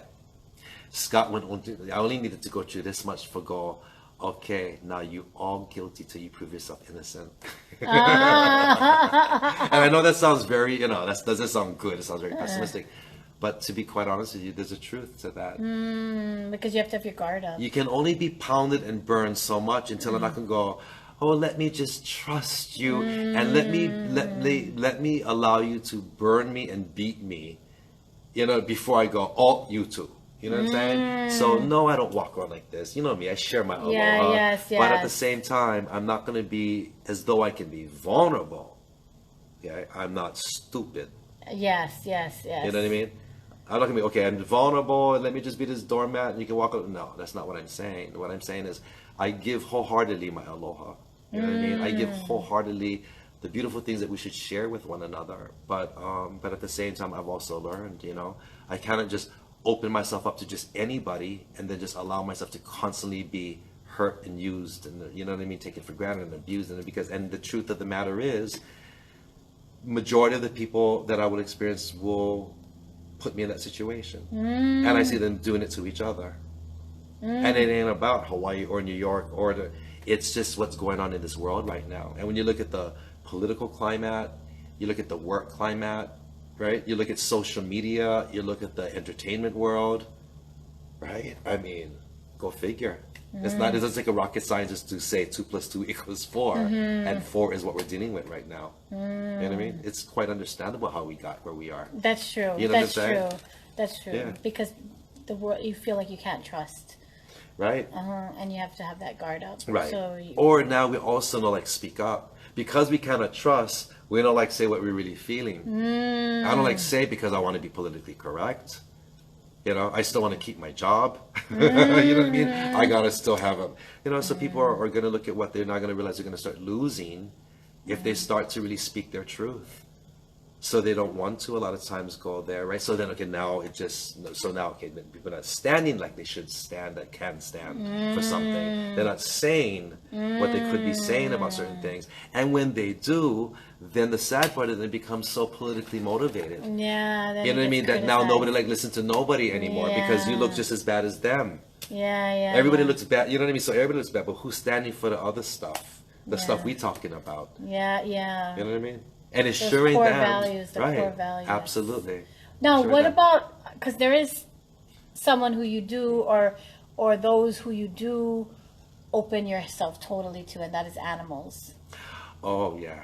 And no matter how the world or people in the world may disappoint, animals don't. Never. And even if they And do, animals don't use you or yes, take advantage and even if of an you. animal does, because it's like gonna bite you, or it's like because it's been abused, I still could say, you know what? The only reason why this animal screwed up is because of a human being. You animal lovers, I know you're laughing at me right now. But you are such an animal. That is a strong animals. passion of yours. More and more. And to the point where just a few years ago you decided to become vegetarian. Yes, 3 years ago, I decided to become vegetarian, and this is totally based on animal welfare. So it's not that I don't care about my health. Of course I do. But I didn't go, oh my God, I want to start being more healthy. I want to start being a vegetarian because of those reasons. It's strictly based on animal welfare. And I was aware about a lot of things before, but it was on my way to Australia to do a concert and to speak to some schools where I got more insight about the food industry, and because Australia is such that country. I love Australia. Oh, I love Australia for that. Yes. That's But what I've makes never Australia- been, so but I Australia need to go is there. such that place where you know they're so environmentally aware, and they're so not hypocrites when it comes to we're gonna practice what we preach. They'll do it better than most, you know what I mean? And so that was it. So I opened my eyes more, and that's when I decided, okay, look, I'm gonna become a vegetarian. So that was 3 years ago, and it was kind of based on when I went to Australia and opened my eyes even more to things that were going on. And I'll be totally honest with you guys, man. I was a vegetarian for about 1.5 years before I came home to the islands, and I had never flinched, never blinked my eyelash. It wasn't a problem. It was not- wasn't an issue. You could Anywhere. easily be vegetarian. Anywhere. I go in Japan, I go in here. And You can I get to easily The be- minute I got on the plane to come home to Hawaii, it was hard. Because the food The here. food. Just the thought. The I was spam like, musubi, the how- terry chicken. everything, the plate lunches, the kalbi ribs, the kalua pig, my Hawaiian food, the Because lomi you know lomi what? Those are comfort food because you grew up on that food. Yes. So that is emotional food. Yes, it emotional is. You know eating. what? I never thought about that. Yes, I because never so thought about to give up that. that is giving up your childhood, giving up your past, Almost giving like up my security blanket. your security blanket, and I that never even thought about that that. is why Wow. it's harder. I I never think realized that. So it yeah. wasn't just the food then. No, it was all the It emotional was stuff the emotional that goes stuff with that goes that. with it. I never Yeah. thought about that. That's why it's hard. It's hard Right. to change your eating habits in your Right. hometown with the Right. comfort food you grew up Thought about with that, it. right. Yeah. So I will say that I already told J1 that I already know that my life and my career is going to be geared towards animals. I'm never going to retire per se, but you have to prioritize, and there's only so much you can do in one day. You know, so I'm You going to know- be living my life for animals very shortly, where it's going to be all about animals. How can you, and I ask this honestly, how can you delve into the world of fighting for animal rights and fighting for animals with all the cruelty that is done to animals? Because even in our discussion, we went to lunch, and you were talking about how cruel and what they do to certain animals. Yeah. Even here, How they eat dogs. How they eat dogs here, or how they kill them, or how they and it actually started to trigger anxiety in me. I was telling him, like, it's triggering me. It's triggering me. Like, I was getting panic attacks. Yes, me too. Anxiety. Me too. So, like, how can you... So that's one of the reasons why I cannot be so out there, because it actually just... hurts and so scary much. And it's painful. That I cannot. Even kids who are harmed triggers me too. Yes. But animals too, and it's like Probably animals even more, because they're even more innocent. They don't have a voice. They don't have a voice. Not that kids don't, but kids eventually can talk. They can right. Yeah, yes. Yeah. What is a dog gonna do? Arf, arf. You know what I mean? Right. Meow, meow. Right. Like the dogs can't get together and fight the legislature for laws against animal cruelty. Or even if you ask a little kid that can barely talk baby talk, they can still answer you. Do they touch you the wrong place? They might go yes. And right. You cannot say that to a dog. Right. Do they beat you when you're not? What are they gonna do? But I trigger. So they don't have a voice, so maybe there's more. So how do you deal with that, especially because you want to do more in that area without it causing such deep hurt and without getting anxiety and panic and just like severe trauma? Because I cannot face that. So I don't know how you are able to do it. I don't even think I'm able to do it. But you want to, and you are. Okay, it's like I hyperventilate even thinking the fact of walking into these brutal situations or the torture that's in your face. You know what I mean? That I can. There is this one woman, Lisa Vanderpump or whatever. She's from the Beverly Hills Housewives. Yeah, the name sounds familiar. Yeah, she also Beverly has Hills a Vanderpump, right. She Uh-huh. also got it. And I love her for the fact that she deals with the Yulin, if I'm saying it correctly, the Yulin Dog Meat Eat Week in China, and she rescues dogs. So why I'm going without having to go on about this particular event or whatever is she merely rescues them. But I give her props, man, because she got to look at a lot of painful things to be able to do it, and not even I believe I have that courage to see those pictures or to see the it video in full lens, or to see it. Yeah, look at it. I can't to be able to go rescue those dogs. So how do I deal with it? I guess I just realized like it's almost like my vegetarianism. Of course, when I sit down with people and I swear that I go Tony Romo's with my friends and I'm like, oh my god, that ribs look so ono. Oh, that barbecue ribs look so ono. Like sink my teeth into it. I can't. But just when I think of why I quit to begin with, my appetite goes away. Because the passion of why I quit is way more stronger than my appetite and craving. So it's easier to be the vegetarian when you're thinking about the why. Yes. And it doesn't take it even 1 second. All I go is why, and I go, done. I'm not even thinking about it. Then you don't need that meat. Right. You don't need to eat the animal products. Right. So it's almost the same thing. As painful as it is to even look at the issues of the things that I want to address in the food chain, the process of how we do things at home, blow torching a living creature because it makes the meat more tender. Forget about the torture.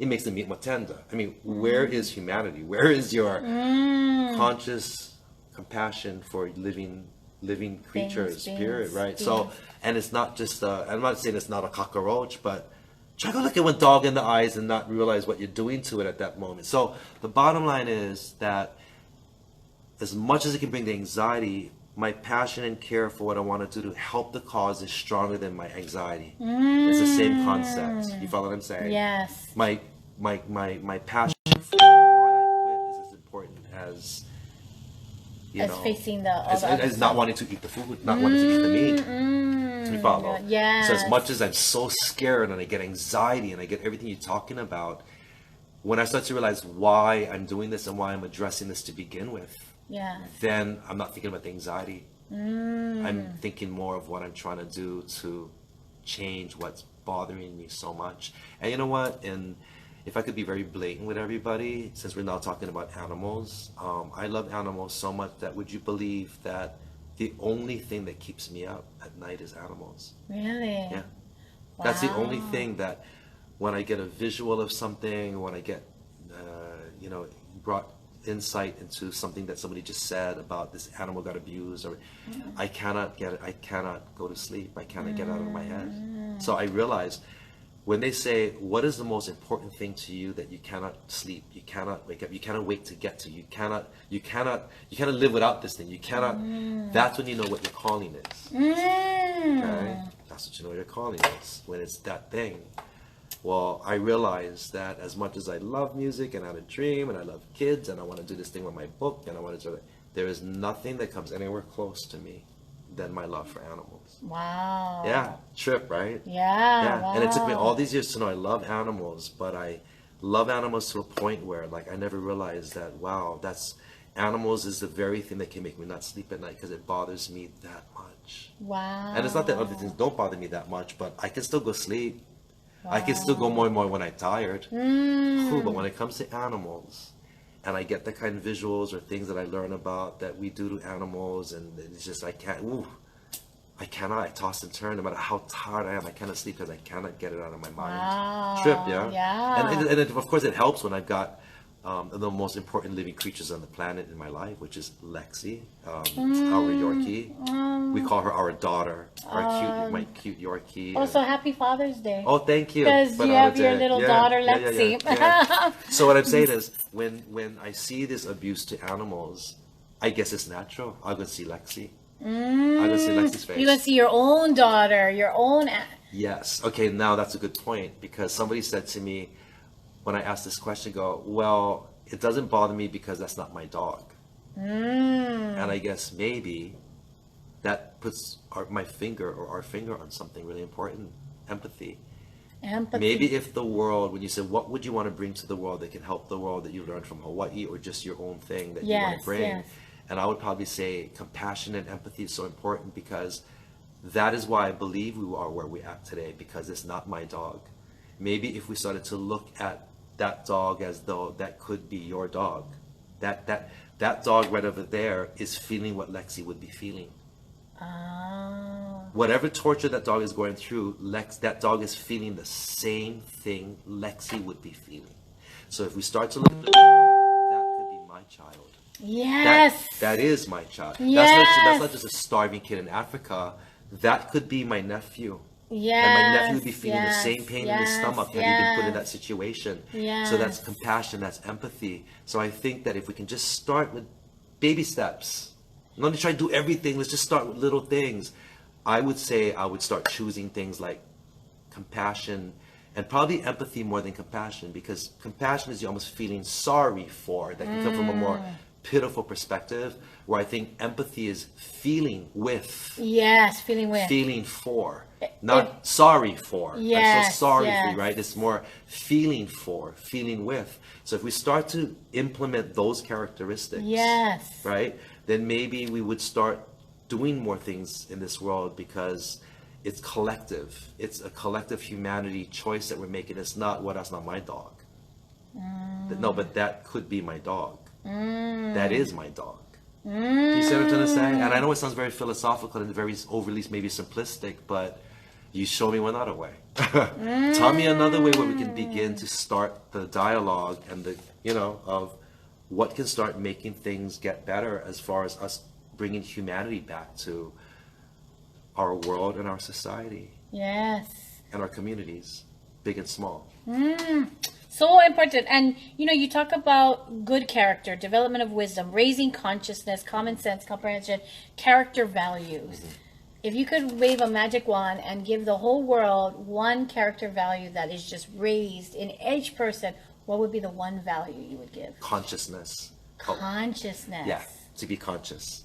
To be conscious and aware. Oh. To be able to be that person that's going, I see you.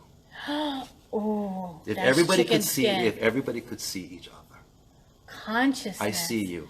That's also like mindfulness. Yeah. There's a big push for mindfulness and mindfulness learning now. But it's probably where you cannot be mindfulness, have you not consciousness. Because if you're not even conscious, there's no mind.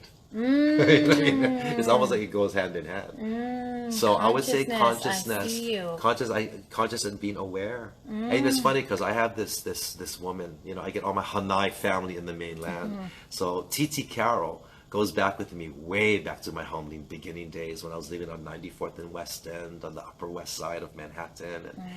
And she was Puerto Rican Jewish, and she worked for Schlumberger, which is a French oil company, and she was the executive secretary to the CEO. So you know that person's the one that tells the CEO what to do, right? You need to see this on your desk. You need to. So Titi Karen, man, she had it down, man, in Manhattan. She knew how to be the person that could, okay? So I loved Titi Carol. She would always hang out with me, and she took me in as her nephew, her Hawaiian nephew she never had. But it was Titi Carol who said to me one day, she goes, Scott, it's more simple than you think, okay? There's only two types of people. You can say race, religion, this, that, rich, poor, black, big, fat, tall. I don't care what you say. There's only two types. And she would tell me, conscious and unconscious. Oh, that is so powerful. She said that's only this. You can find out no matter where you go in the world. You can break them down in all these categories, but you can find that there's only two types in the end. They're either conscious or unconscious. And how do we become more conscious when we working multiple jobs, when we're rushing here to there, we got family needs taken care of, we need to put food on the table, we got to pay the bills. It's hard to even sometimes slow down and even take a breath. And on top of it, we're conditioned. We've been doing it the same way or that way for generations now, right? So aside of no more time, not taking a stop to breathe and take a deep breath and smell the flowers, you darn right that's one thing. The other thing is what's embedded in ourselves of what we're so conditioned. How do you break conditioning already when that's all you know? Now you can get resistance, yeah? Well, that's how that's who I am. That's how it is. Well, that's all I know. Well, that's what they taught me. And you're going, but does that make it right? You know what I mean? Does that mean that you still don't want to try to make a change? Do you know what I mean? So I find that, yes, stop, smell the flowers, on the go, no more time, distracted, overloaded, multitasking. That's one thing. It's even more difficult when you start looking at the word conditioning. People are so conditioned already that that's all they know.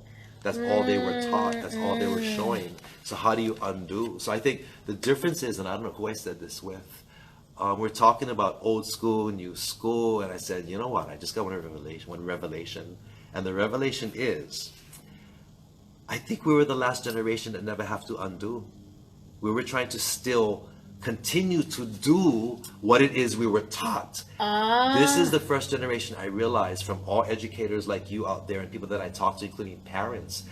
Am I hearing the dialogue? We need to undo things to be able to start doing what we need to do again. We need to undo things before we can start implementing back to do what we should have been doing and never lost. You get what I'm trying to say? So that's new to me too. Is like I never knew the idea of you have to undo. So undoing is almost like undoing conditioning.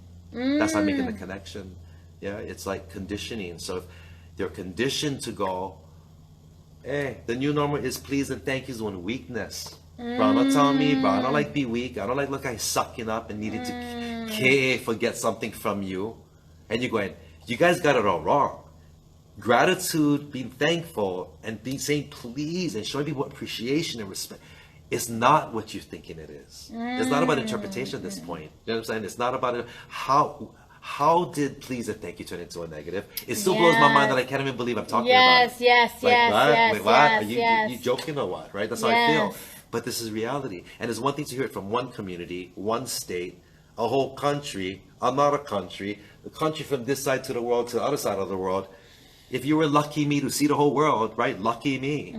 It's even more painful when you start to realize it's not about language, it's not about culture, it's almost like this is where we're at already in the world. No matter what language you're speaking, somehow they all got to that same place already. We don't say please, we don't say thank you, we don't say, and I'm not saying everybody, there's still people that do, but I'm saying it's become majority don't, and majority will always rule. Especially, in democratic societies where you have democracy. Majority creates the norm. Yeah, exactly. Majority creates the norm. So how do you live consciously? Because it's a choice. To not be afraid to feel. Let's start with feeling. Don't feel this way. You overreact and you overthink things. Right? It's like I go, wow, I'm being criticized for living fuller. If living fuller means I'm going to feel more than the average person. Yes, I'm a gonna deeply feely right, person, right. and that's okay. Right. I'm going to think more deep than the average person. I'm not trying to compete. I'm just saying I'm thinking deeper than what the normal would be. I'm feeling, and to get criticized for that. So. Oh yes, I know this. I know this. Would When be my honest. mom passed away, and I would be sad or grieving, of course people understood, but of course people didn't want to see me sad or didn't want to see me crying. My students, I was teaching here actually this summer. My mom passed away, and one time I had a moment and I started tearing up and crying, and the students like, well, we don't want to see you sad or crying, and I said it's okay. It's okay, because for me, emotions are like the colors of the rainbow. And so it's okay to feel all the colors of the rainbow, the dark colors as well as the light, bright Yes, colors. exactly. They all make the rainbow. You need Yes, all the you need colors. all the You need colors. all the feelings. You need the rain to see the rainbow. Yes, Right. so like it's okay for me to feel like that, and it's okay. right. It's sometimes uncomfortable Yes. for people to watch or to understand or Yes. to let you feel. Yes. But oh man, Right. it's like people want to stop you from feeling certain feelings. But you see how it's imperative. It's imperative be to conscious. feel, to be conscious. How can you tell me I don't feel anymore? I shut down my feelings, but somehow I'm still conscious. I believe it's not one or the other, it's collective. But feeling is a big part of it. Right? That's important. to Thinking be is a loud. big part of it. Where do I shut my mind off already? Where do I shut my feelings off already? So, to answer your question, it's collective. It's multiple things of what I'm doing. But if I can now make it tangible for you, it's how do I stay conscious? Is to stay in touch with my feelings and not suppress my feelings. I'm not saying direct my feelings into a better place. Feeling like crap today. I'm feeling in a bad mood. I'm only human too. So I'm not saying just whatever is whatever, be whatever. I don't mean that you still don't consciously try to direct yourself to a higher, more conscious, positive outlook place, right? But what I am saying is I am not going to suppress what I'm feeling to the point where now I'm smothering things that I shouldn't be smothering. Even if it's ugly, maybe I should be feeling it. In fact, I take that back, not maybe. I should be feeling it because that's how I'm going to know what ugly is. Uncomfortable. It's making me uncomfortable. And also, What feeling really? is the way to through healing. I mean, to healing. Really? Yeah, to feel and get all that out. I That's didn't what know that. therapy I is. didn't know like that.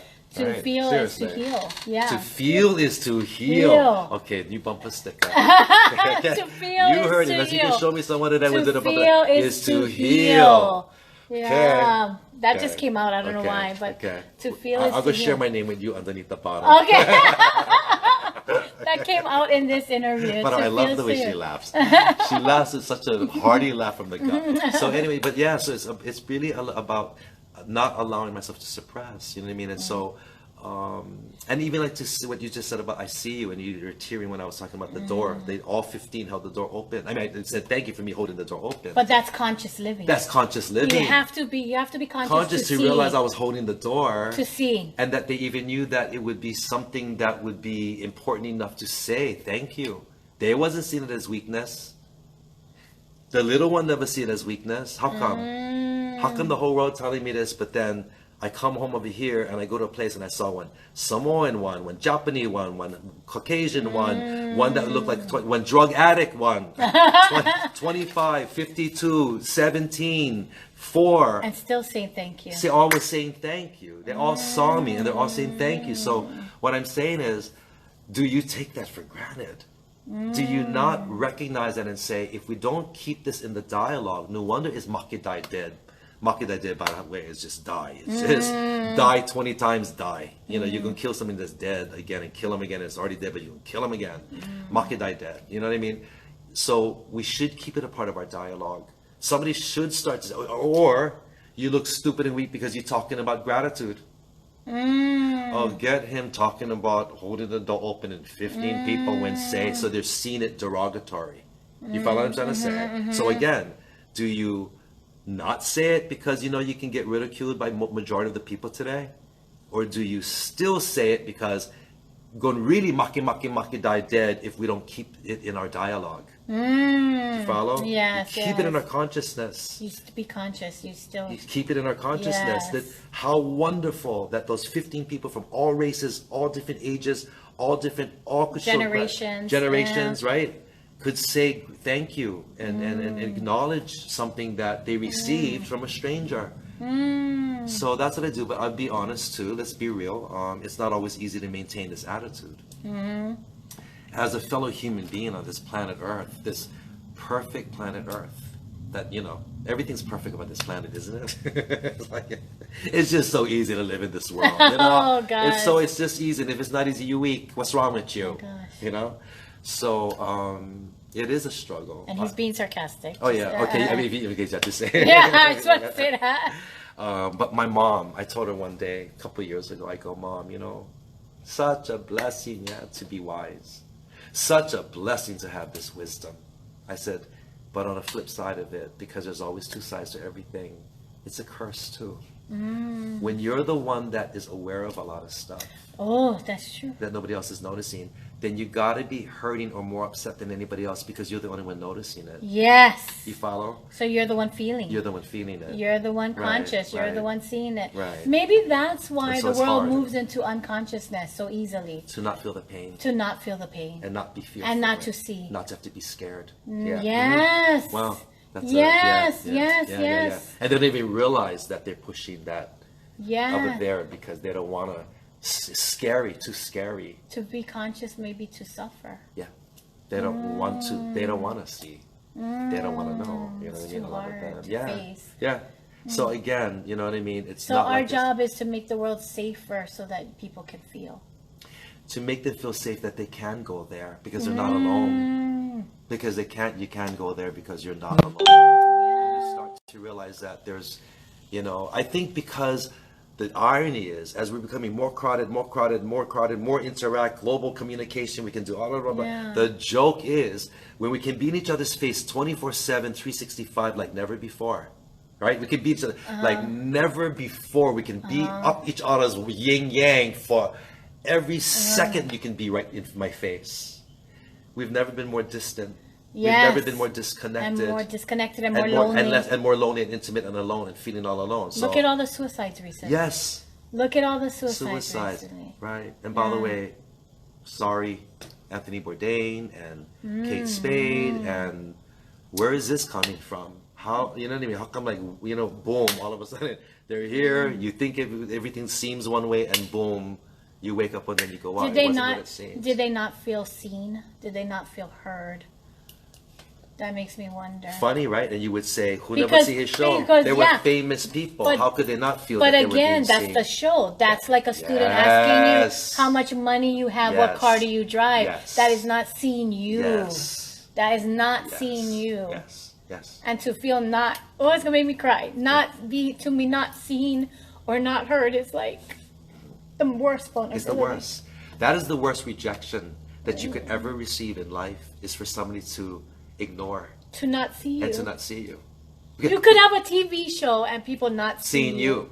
That they see as they've seen your TV show. Right? You can be the #1 singer in the whole wide world. They love your voice, they love your music, you got 100 million sales. Buy But all only- your handbags, buy all your Yeah, wallets, yeah, right, Kate Spade. right. Buy all your clothes. all your clothes, but only you behind closed doors as Kate Spade or Whitney Houston or something like that knows what they're walking through in their lives behind closed doors every day. When they got it, when you're not seeing them there, they live in their life. And what we're talking about is maybe when they're living their life, that's where only they knew they were not being seen, and it was making them more sad. They could be thinking, I got the whole world in the palm of my hand and nobody sees me. Do you know how scary that can be to all of a That sudden is. why it could drive someone with that much yeah. it could drive them that much. Yeah. Oh. Thank you guys so much for joining in and Oh my listening God. to us deep conversation. What's Oh that? my God, we're 30 minutes over time. Oh wow, we're just like talking. Sorry, you guys. We I almost just- forgot you were there. I kept know we looking, forgot but- like that people were listening to us, but we were wanting to talk about this subject and character values, and because so much of his work now is in that and moving towards animal rights, and you're passionate about so many of these things.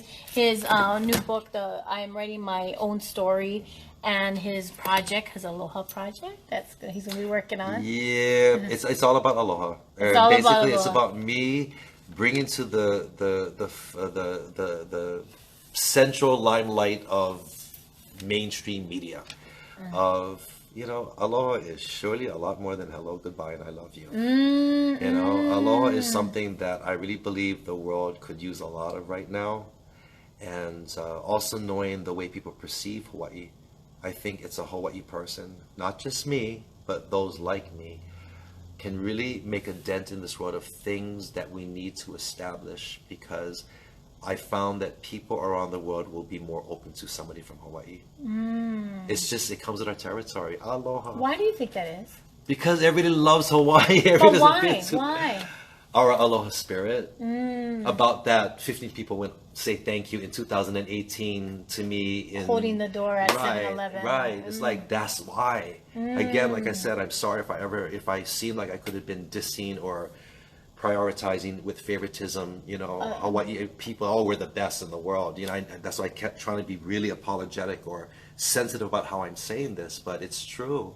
You're asking me with all sincerity, why? And you're talking to somebody who lived away 28 years now. You know what I mean? I lived 26 years here. I lived 28 years there. So I already, you know what I mean, have been gone more long over there to know why. Or at least have a better idea of why.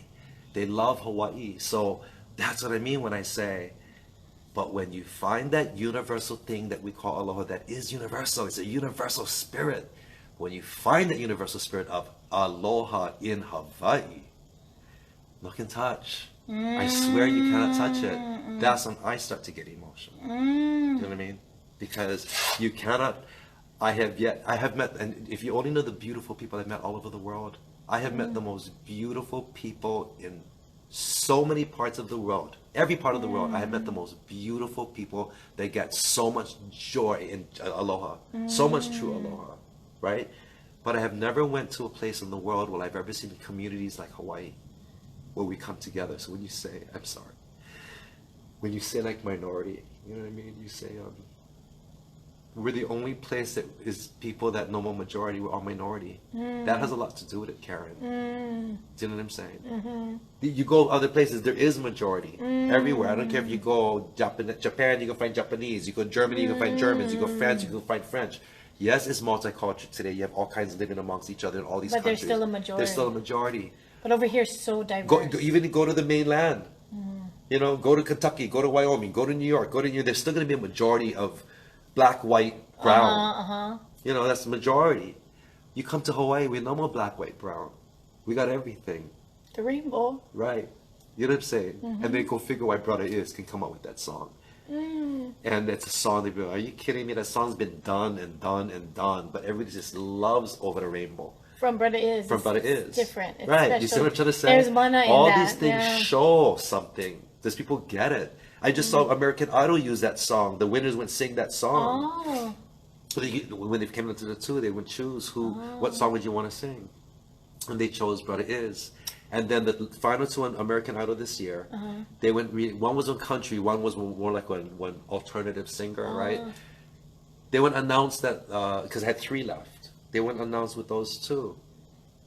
We having a relationship. So they came out and said, we're having a relationship. So just so you know, we're together. Whoever wins, we both win. Okay? Wow. So it was even more special. Then they paired it before. They said, okay, no matter who's paired with who, you're going to have to sing one song together. They went choose Over the Rainbow and did it Is His version. Brother Is His version. So all of you that watch, you know what I'm talking about. Were they opposite sex couple or same sex couple? No, opposite sex. Okay. He was a country singer from, you know, wherever. And she was like, well, not a singer. But the bottom line is, I guess they knew the show. So when they sang that song, Over the Rainbow, that's what they chose to sing together before they announced who's the winner for the American Idol. They go bring them up tickets to Hawaii.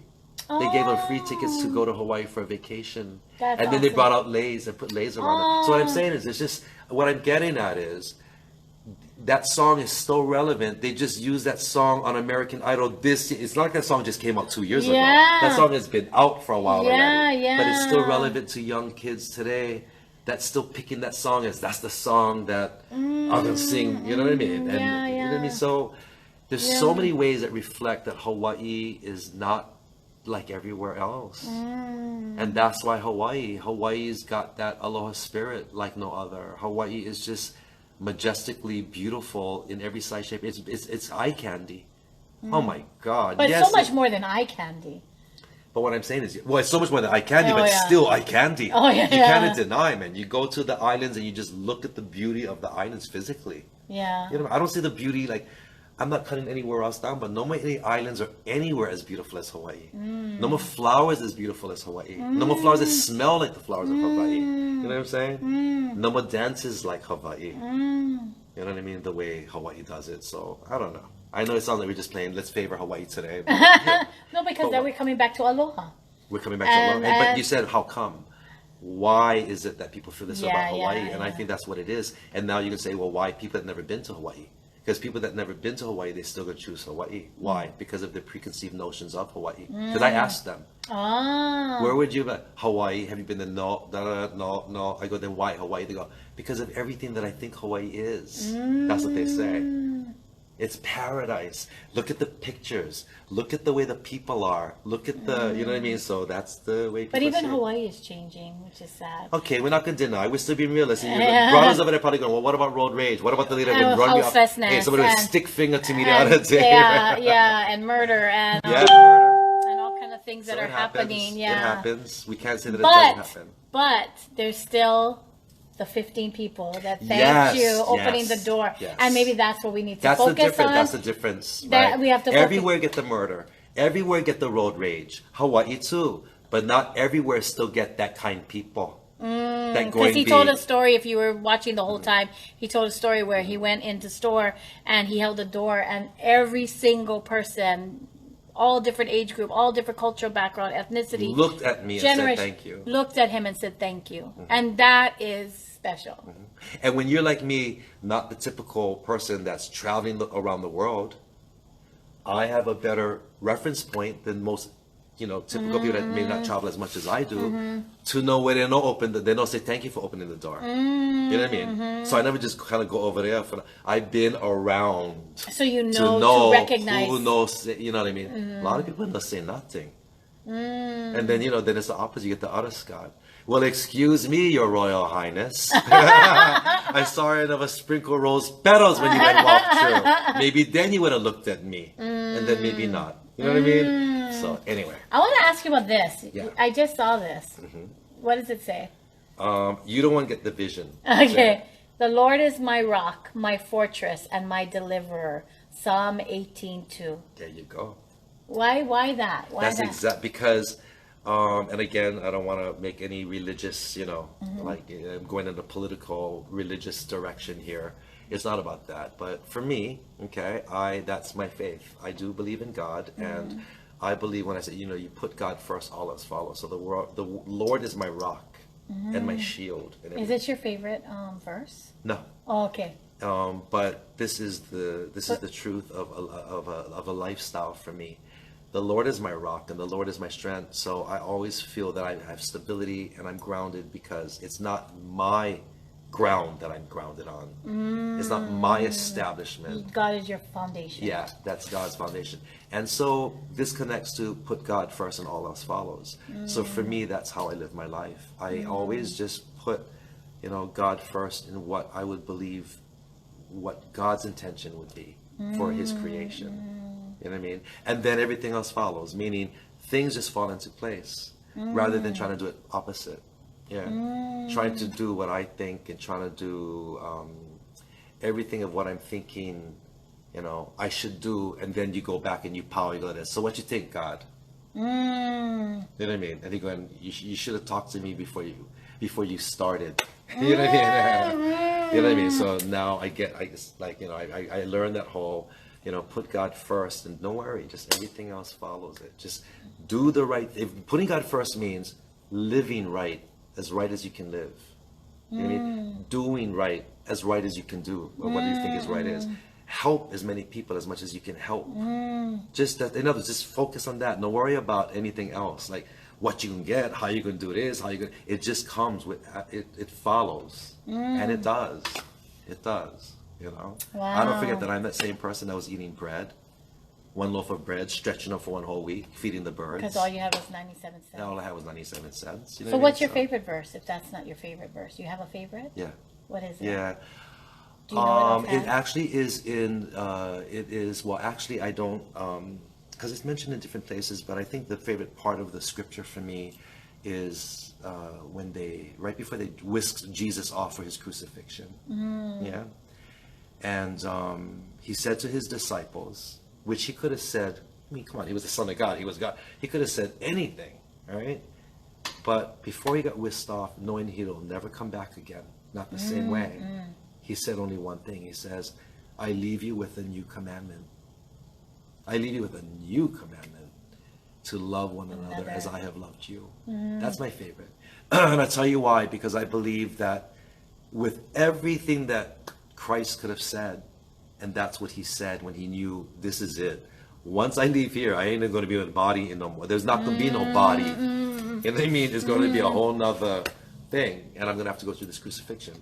That he was vulnerable as a human being to be scared of doing, okay? But the reason why that is so powerful to me is because I believe, wow, if you really think of what that means, just if you could, you asked me that in this interview today, if there was only one, okay, so now put yourself kind of like, I know this is kind of like oxymoron, but put yourself in like Jesus's mindset. If Jesus could only say one thing, what would he say? So to me, I don't take that lightly. There's got to be something with why that was what, yes. That was what he was going to say. Yes. Okay? I give you a new commandment, everyone, to love one another as I have loved you. So, why is that one my favorite? Because if you just do your math and you just use your common sense, if you have any, right? Then you're going to realize that if we did love one another the way he loved us, if you look at the things he did, how he did it as a person, take the religion out of it. That's what screws it all up. Yes, it does. I don't like here, I don't like C, I don't like, because we think in religion. Just think of the character of a movie. Yes, yes. You look at what he did, how he did, right? Yes. Right. So I look at it this way. Wow, if we loved one another truly the way he loved us and showed us by example, we wouldn't have all these problems. That's true. We wouldn't have all this pilikia going on the way we do. That's true. Selfishness, this, corruption. It wouldn't, because you're loving the other person as much as yourself. Now that gets back to me saying, that is my dog. Isn't that the same thing? Yes, it is. To love one another as I have loved you. I believe Christ Almighty is a Christ or a Lord that if he had Lexi and that was his dog, he loved your dog as much as he loved his dog, because it was the same dog with the same feeling, the same, you know what I'm saying? Yes, that is what humanity is. That's it's what ties us together, not what separates us. Yes. That's not my dog, so why should I care as much as if it was my dog? Yeah. You know what I mean? So I think that's what Jesus is really saying to us was, you're in this together. You're not in this separately. Yeah. You're in this together. So you're either going to make it work together, or you're going to all suffer separately, because that's the choice you take, the path you take, you choose to take. Yes, yes. You know what I mean? So I believe that one thing can solve probably all the problems. Try to think about it. Yeah. That one thing. That makes sense. People are greedy. People are this. People corrupt. People this. People selfish. Well, think of all of that. If you would love one another as Christ has loved us, that would rule out all the things I just said. You wouldn't be able to, you wouldn't be selfish. You wouldn't be greedy. You wouldn't be corrupt. You would, because you loving others as he loved us. So that's why I feel like that's why he knew what he knew why that was the one thing he was going to say. Yeah. And that's why, to me, I guess that's how I receive it. I receive it and I go, wow, that's probably the most powerful thing that I feel in the Bible is relevant to me in now, because that was given to us as, this is what I leave, you know what I mean? This is what I leave you with. This is what you're going to carry on with. Don't forget this. Basically, he was basically, don't forget this. There's the Bible. But here's what I'm going to leave you. This is the Bible, right? The new commandment, just don't forget this one. So even if it seems like just this sounds so simple, oh, love one another the way I have loved you. Yeah. Okay. Gee, that's so profound. That sounds so simple. But maybe that's the joke. Maybe it's so simple that that's the hardest thing to do. Yeah. Do you know what I mean? And the world we live in makes it even harder. Yes, because the meaning behind that is God loves you even when you sin, even when you falter, even when you do wrong, even when you hurt others. It's like a parent that loves you no matter what. Or many parents, not all parents, because some of us don't grow up like that, but it's like someone who loves you no matter what and sees you and loves you in spite of all the... Whereas religion makes you feel like you need to earn it. Oh, God's mad at you right now because you're doing wrong, but he'll love you again if you get your story together. Yeah. So, I love Joyce Meyer. Anybody ever heard of Joyce Meyer? She made this comment to illustrate what you just said. She goes, okay, as a parent, any of you have a parent? I have children. If your kid was being naughty, okay, and you going, you grounded, you're not going to the prom, you're not going here, da da da da, you're not, you've been naughty, you're not behaving. If now you just got finished punishing them and giving them rules of being grounded, now you're going upstairs and you're hearing outside your kid yelling in urgency and in pain. Mom, Dad, oh my God. And you know that your kid sounds like they're in dire help, they're urgent.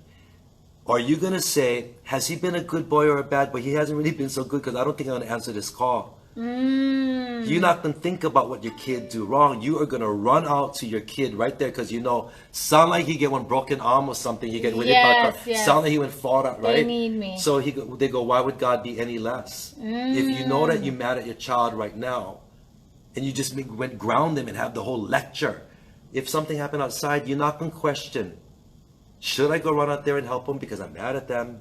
He never do his homework the way he should have. No, if your kid's in trouble, you can go run outside and get to him. So why would God be any less? You know what I mean? When Joy said that, I was like, that is so true. Funny how religion makes it different, yeah? Yes. Like as though God could go, well, you know, you do this wrong still, so I might not love you yet because you're not worthy until you clean your act up. That's religion. That's religion. That's religion. So of course there's a catch when because that makes it sound like you can go do anything and still, right, you know what I'm saying? Right. So I understand we still need to know why we should do the right thing. Right. But I also believe what you believe. I believe God is love. God is not where He don't love you because you're not good enough today. God made you here good exactly. enough. You're good enough. Right. I wanted to ask you because I know you talk to God. Does God talk to you? Oh, does God talk to me? I think so. Have you had experiences? Yeah. Or moments? Yeah. And sometimes it comes to me in dreams. It comes to me in my heart. But I believe that if I say God speaks to me, God speaks to me. Well, I can't just say my heart because I've also learned that whole saying that somebody came up with. Yes, use your heart, but don't forget to take your brain. Do you know what I mean? So there's a virtue to that too. You know, it's kind of be all heart and you're not using your brain sometimes. Yeah. But yeah, I would say instinctively. Instinctive. It's an instinctive feeling that I can feel God. Like I just know what God's telling me that I should be doing or not be doing. You know? Do you? Yes. You do. Yeah. How do you know? Or what makes you think this is God talking to me? Well, I had several experiences where I felt like it was definitely. I don't know. Was it a thought? Was it a feeling? I heard a voice? Or I had experiences where I heard a voice. Okay. I had experience. It sounds crazy. It sounds crazy. I had experience where I heard a voice. I had experiences where I saw light. I had experiences. Most of this was through my journey with my mom and caregiving for her. Right. But yeah, I mean, I had a visitation from Jesus in the hospital, which I knew. I just knew. Just no denying that it was Jesus. Because the light was so big and the love was so immense. Like no words can express the love. Right. And he just told me that I would have, my mom was in the hospital and not doing well. And he just said, don't worry, you'll have at least, it made me cry, at least 5 more years. And she lived 5 more years. Exactly 5 more years. See, that's not a coincidence that it came out exact. That's not a coincidence. And I knew it was him. And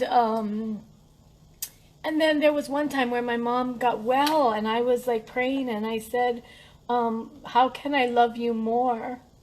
To God, like to thank God for healing my mom, because at different points my mom was healed and surprised doctors. She had a lot of miracles along the way. And I said, how can I love you more? And the voice said, love others. And then I said, how can I serve you more? And he said, serve others. And that's not anybody. That's not a thought in my head. That's God. Right. Especially with where you were at. In that moment, why would you be thinking that way when you needed something for you at that moment? Because in my head the question was, how can I love you more? And the answer was love others. How can I serve you more? The answer was serve others. And see, what did I say? My favorite thing from the Bible was to love others as I have loved you. Yeah. So you see what I mean? It's still funny how you connected it right. Yeah. Right. I mean, the way we treat each other is like, that is how we serve him. Right. And that's why, to me, encompassing everything we're talking about today, you know, again, it can be so biased, like I'm just talking about Hawaii because I'm from here. You know, there is a beauty of the people here. And like I said, when I get on that plane, Gerard knows, a lot of people know me.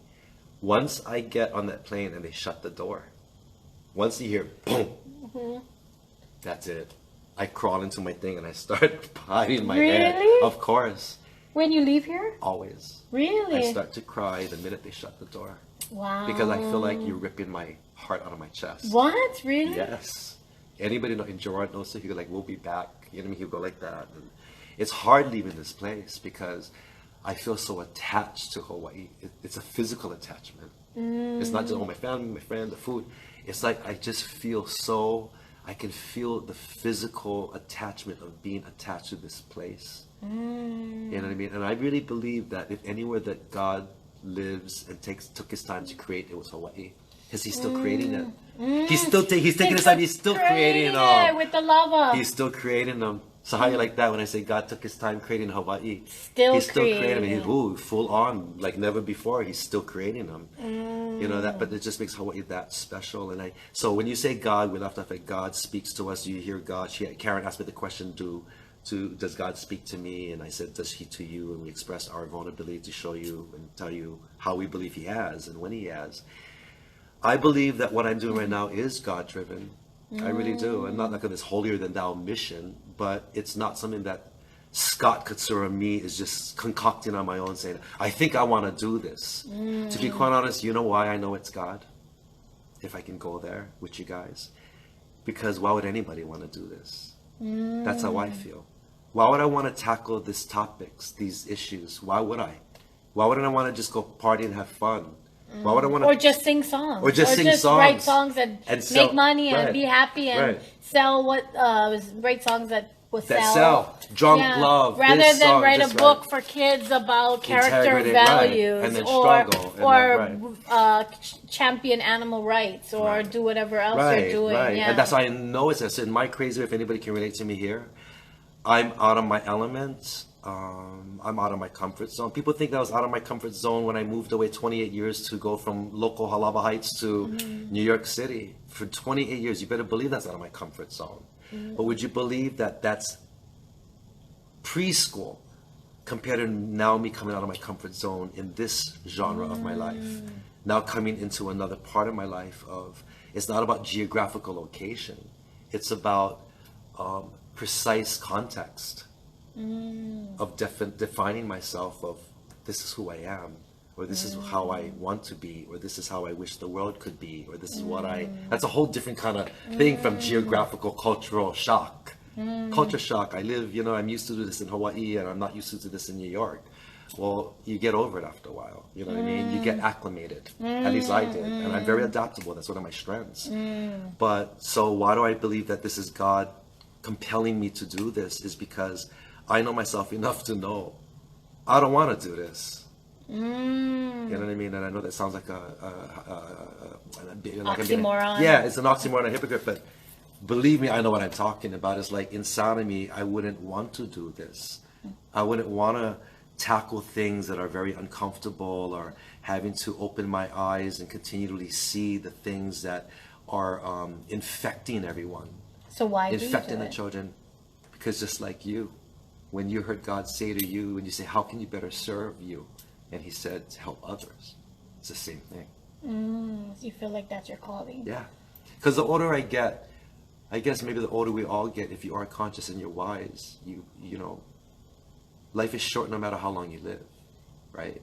Life is short no matter how long you live, especially if you're comparing that to eternity, if there is such a thing, right? Eternity. So I look at it this way. In my age of, maturing, I want to be more sure that I'm doing what I should be doing while I'm here. It's more important to me as years run out. And I don't know about you, but the older I get, the faster it goes. What? I thought we just took the Christmas tree down. Now we're putting them back up. Not to mention lifestyle changes. Now they're busting them out in, not even Halloween, they're busting them out already. Used to be after Thanksgiving this coming out. Now before Halloween in New Jersey and New York, they busting out Christmas stuff for sale, right? So they are making it faster now, okay, for come up. So, I guess that's it. I take more time to be more sure, of is this what I should be doing? And because I have faith and I do believe in God, Akua, Lord, am I doing what I should be doing to serve you, not myself? what is it that I should be doing? And I got the same thing you got, which is no coincidence why we're sitting here together right now. And that's living consciously. You got to be conscious to know what you think you heard, right? So that's what I think I heard. To serve others and to help others walk in light, shed more light on the things that I, have given you and you are consciously aware about. My alarm goes off at 3 o'clock every day. Oh, then we go. Because that is the moment Jesus died on the cross. Seriously? Yes. Okay, well then there you go. And right on what I just said, how you like that coincidence of the timing. So of I that, say the Jesus prayer every day at 3 o'clock. My students know when I'm teaching that at 3 o'clock my alarm goes off every day. I said Jesus prayer in my head. By the way, if anybody's questioning, right now we're broadcasting from Sacred Hearts Academy in Karen's And actually I should get you tissue and stuff. Your tissue. Yeah, so, here we are, like, just pouring our guts out, right, Karen? Yeah. And whoever is there watching anyway, thank you so much, because we didn't have any particular... we don't have an agenda. We said, let's just talk about things that will be We want to talk about character, values, and things that were meaningful. Meaningful, because some of his projects were about these things. And thank you for joining us and listening in on our conversation and all the things we were talking about. I would love to listen to the playback to see what we talked about. It was like, we almost forgot about you guys. And we're before you know it, I've cried. You cried. You're like, why was I crying now? No. I know. But yeah, so that's kind of where we're at, and I think it's. But I thank you so much for coming into my classroom and speaking to my students and all the work that you're doing. It was awesome, though. For animals, for children, for all vulnerable populations, actually. So thank you so much. You're amazing. And thank you too for doing the same thing, Karen, but for seeing me. I see you. You know what I mean? And I see you too. I see you. Yeah, that's what it is, right? Isn't that what it comes down to, right, everybody? I see you too. Yes. Love you, hon. Love you too. All right, you guys. Thank you. And you know what I just realized? I think I went FB Live on my personal page instead of Healing Hawaii page. Really? Yeah. But I will share this video to my Healing Hawaii page. Because see, we're talking. I just went. How you like that for consciousness? Not conscious. All right, you guys. I love you guys. Love you so much. Hey, Lisa. Hey, Quentin. Hey, Tino, Danny, Wilfred, Kitty, Jeff, Tom. Julie, Nancy. Wow, all this. Ray, Lowen. All right, Carolyn, Diane, Mylin, Lou, Christina, Jasmine, Val. Sending love. Thank you. Tim Riley. Hey, Lori. Hey, Rosie. Bring them on. Jim, Ina. Rosie, Michelle. Carolyn. Amira, Christy, Peter. Peter worked for Espirito. What's up, town? Domina. Nancy, Florence, Carolyn, Daryl, Aloha, Eric, Randy Boy, Garrick. Oh my gosh, I can't go down anymore. Wow. Thank you so much for you guys who dropped in and out during our conversation. I know, right? And if we got a little bit too emotional too much, we apologize. Oh my gosh, this is when I'm with J2. I love you guys. Love you guys. I'll see you back in New York. I've got like a couple days left and I'm back in New York. Ahui ho. Oh, Carolyn said bye. Going to the doctors now to take blood tests. Have a great Carolyn, day. text me now. Keep me posted, Carolyn. Yes, I love you. Love and light, healing. Love you. Love you guys. Thank you for joining my interview with him. Scott Katsura. Love you. Aloha.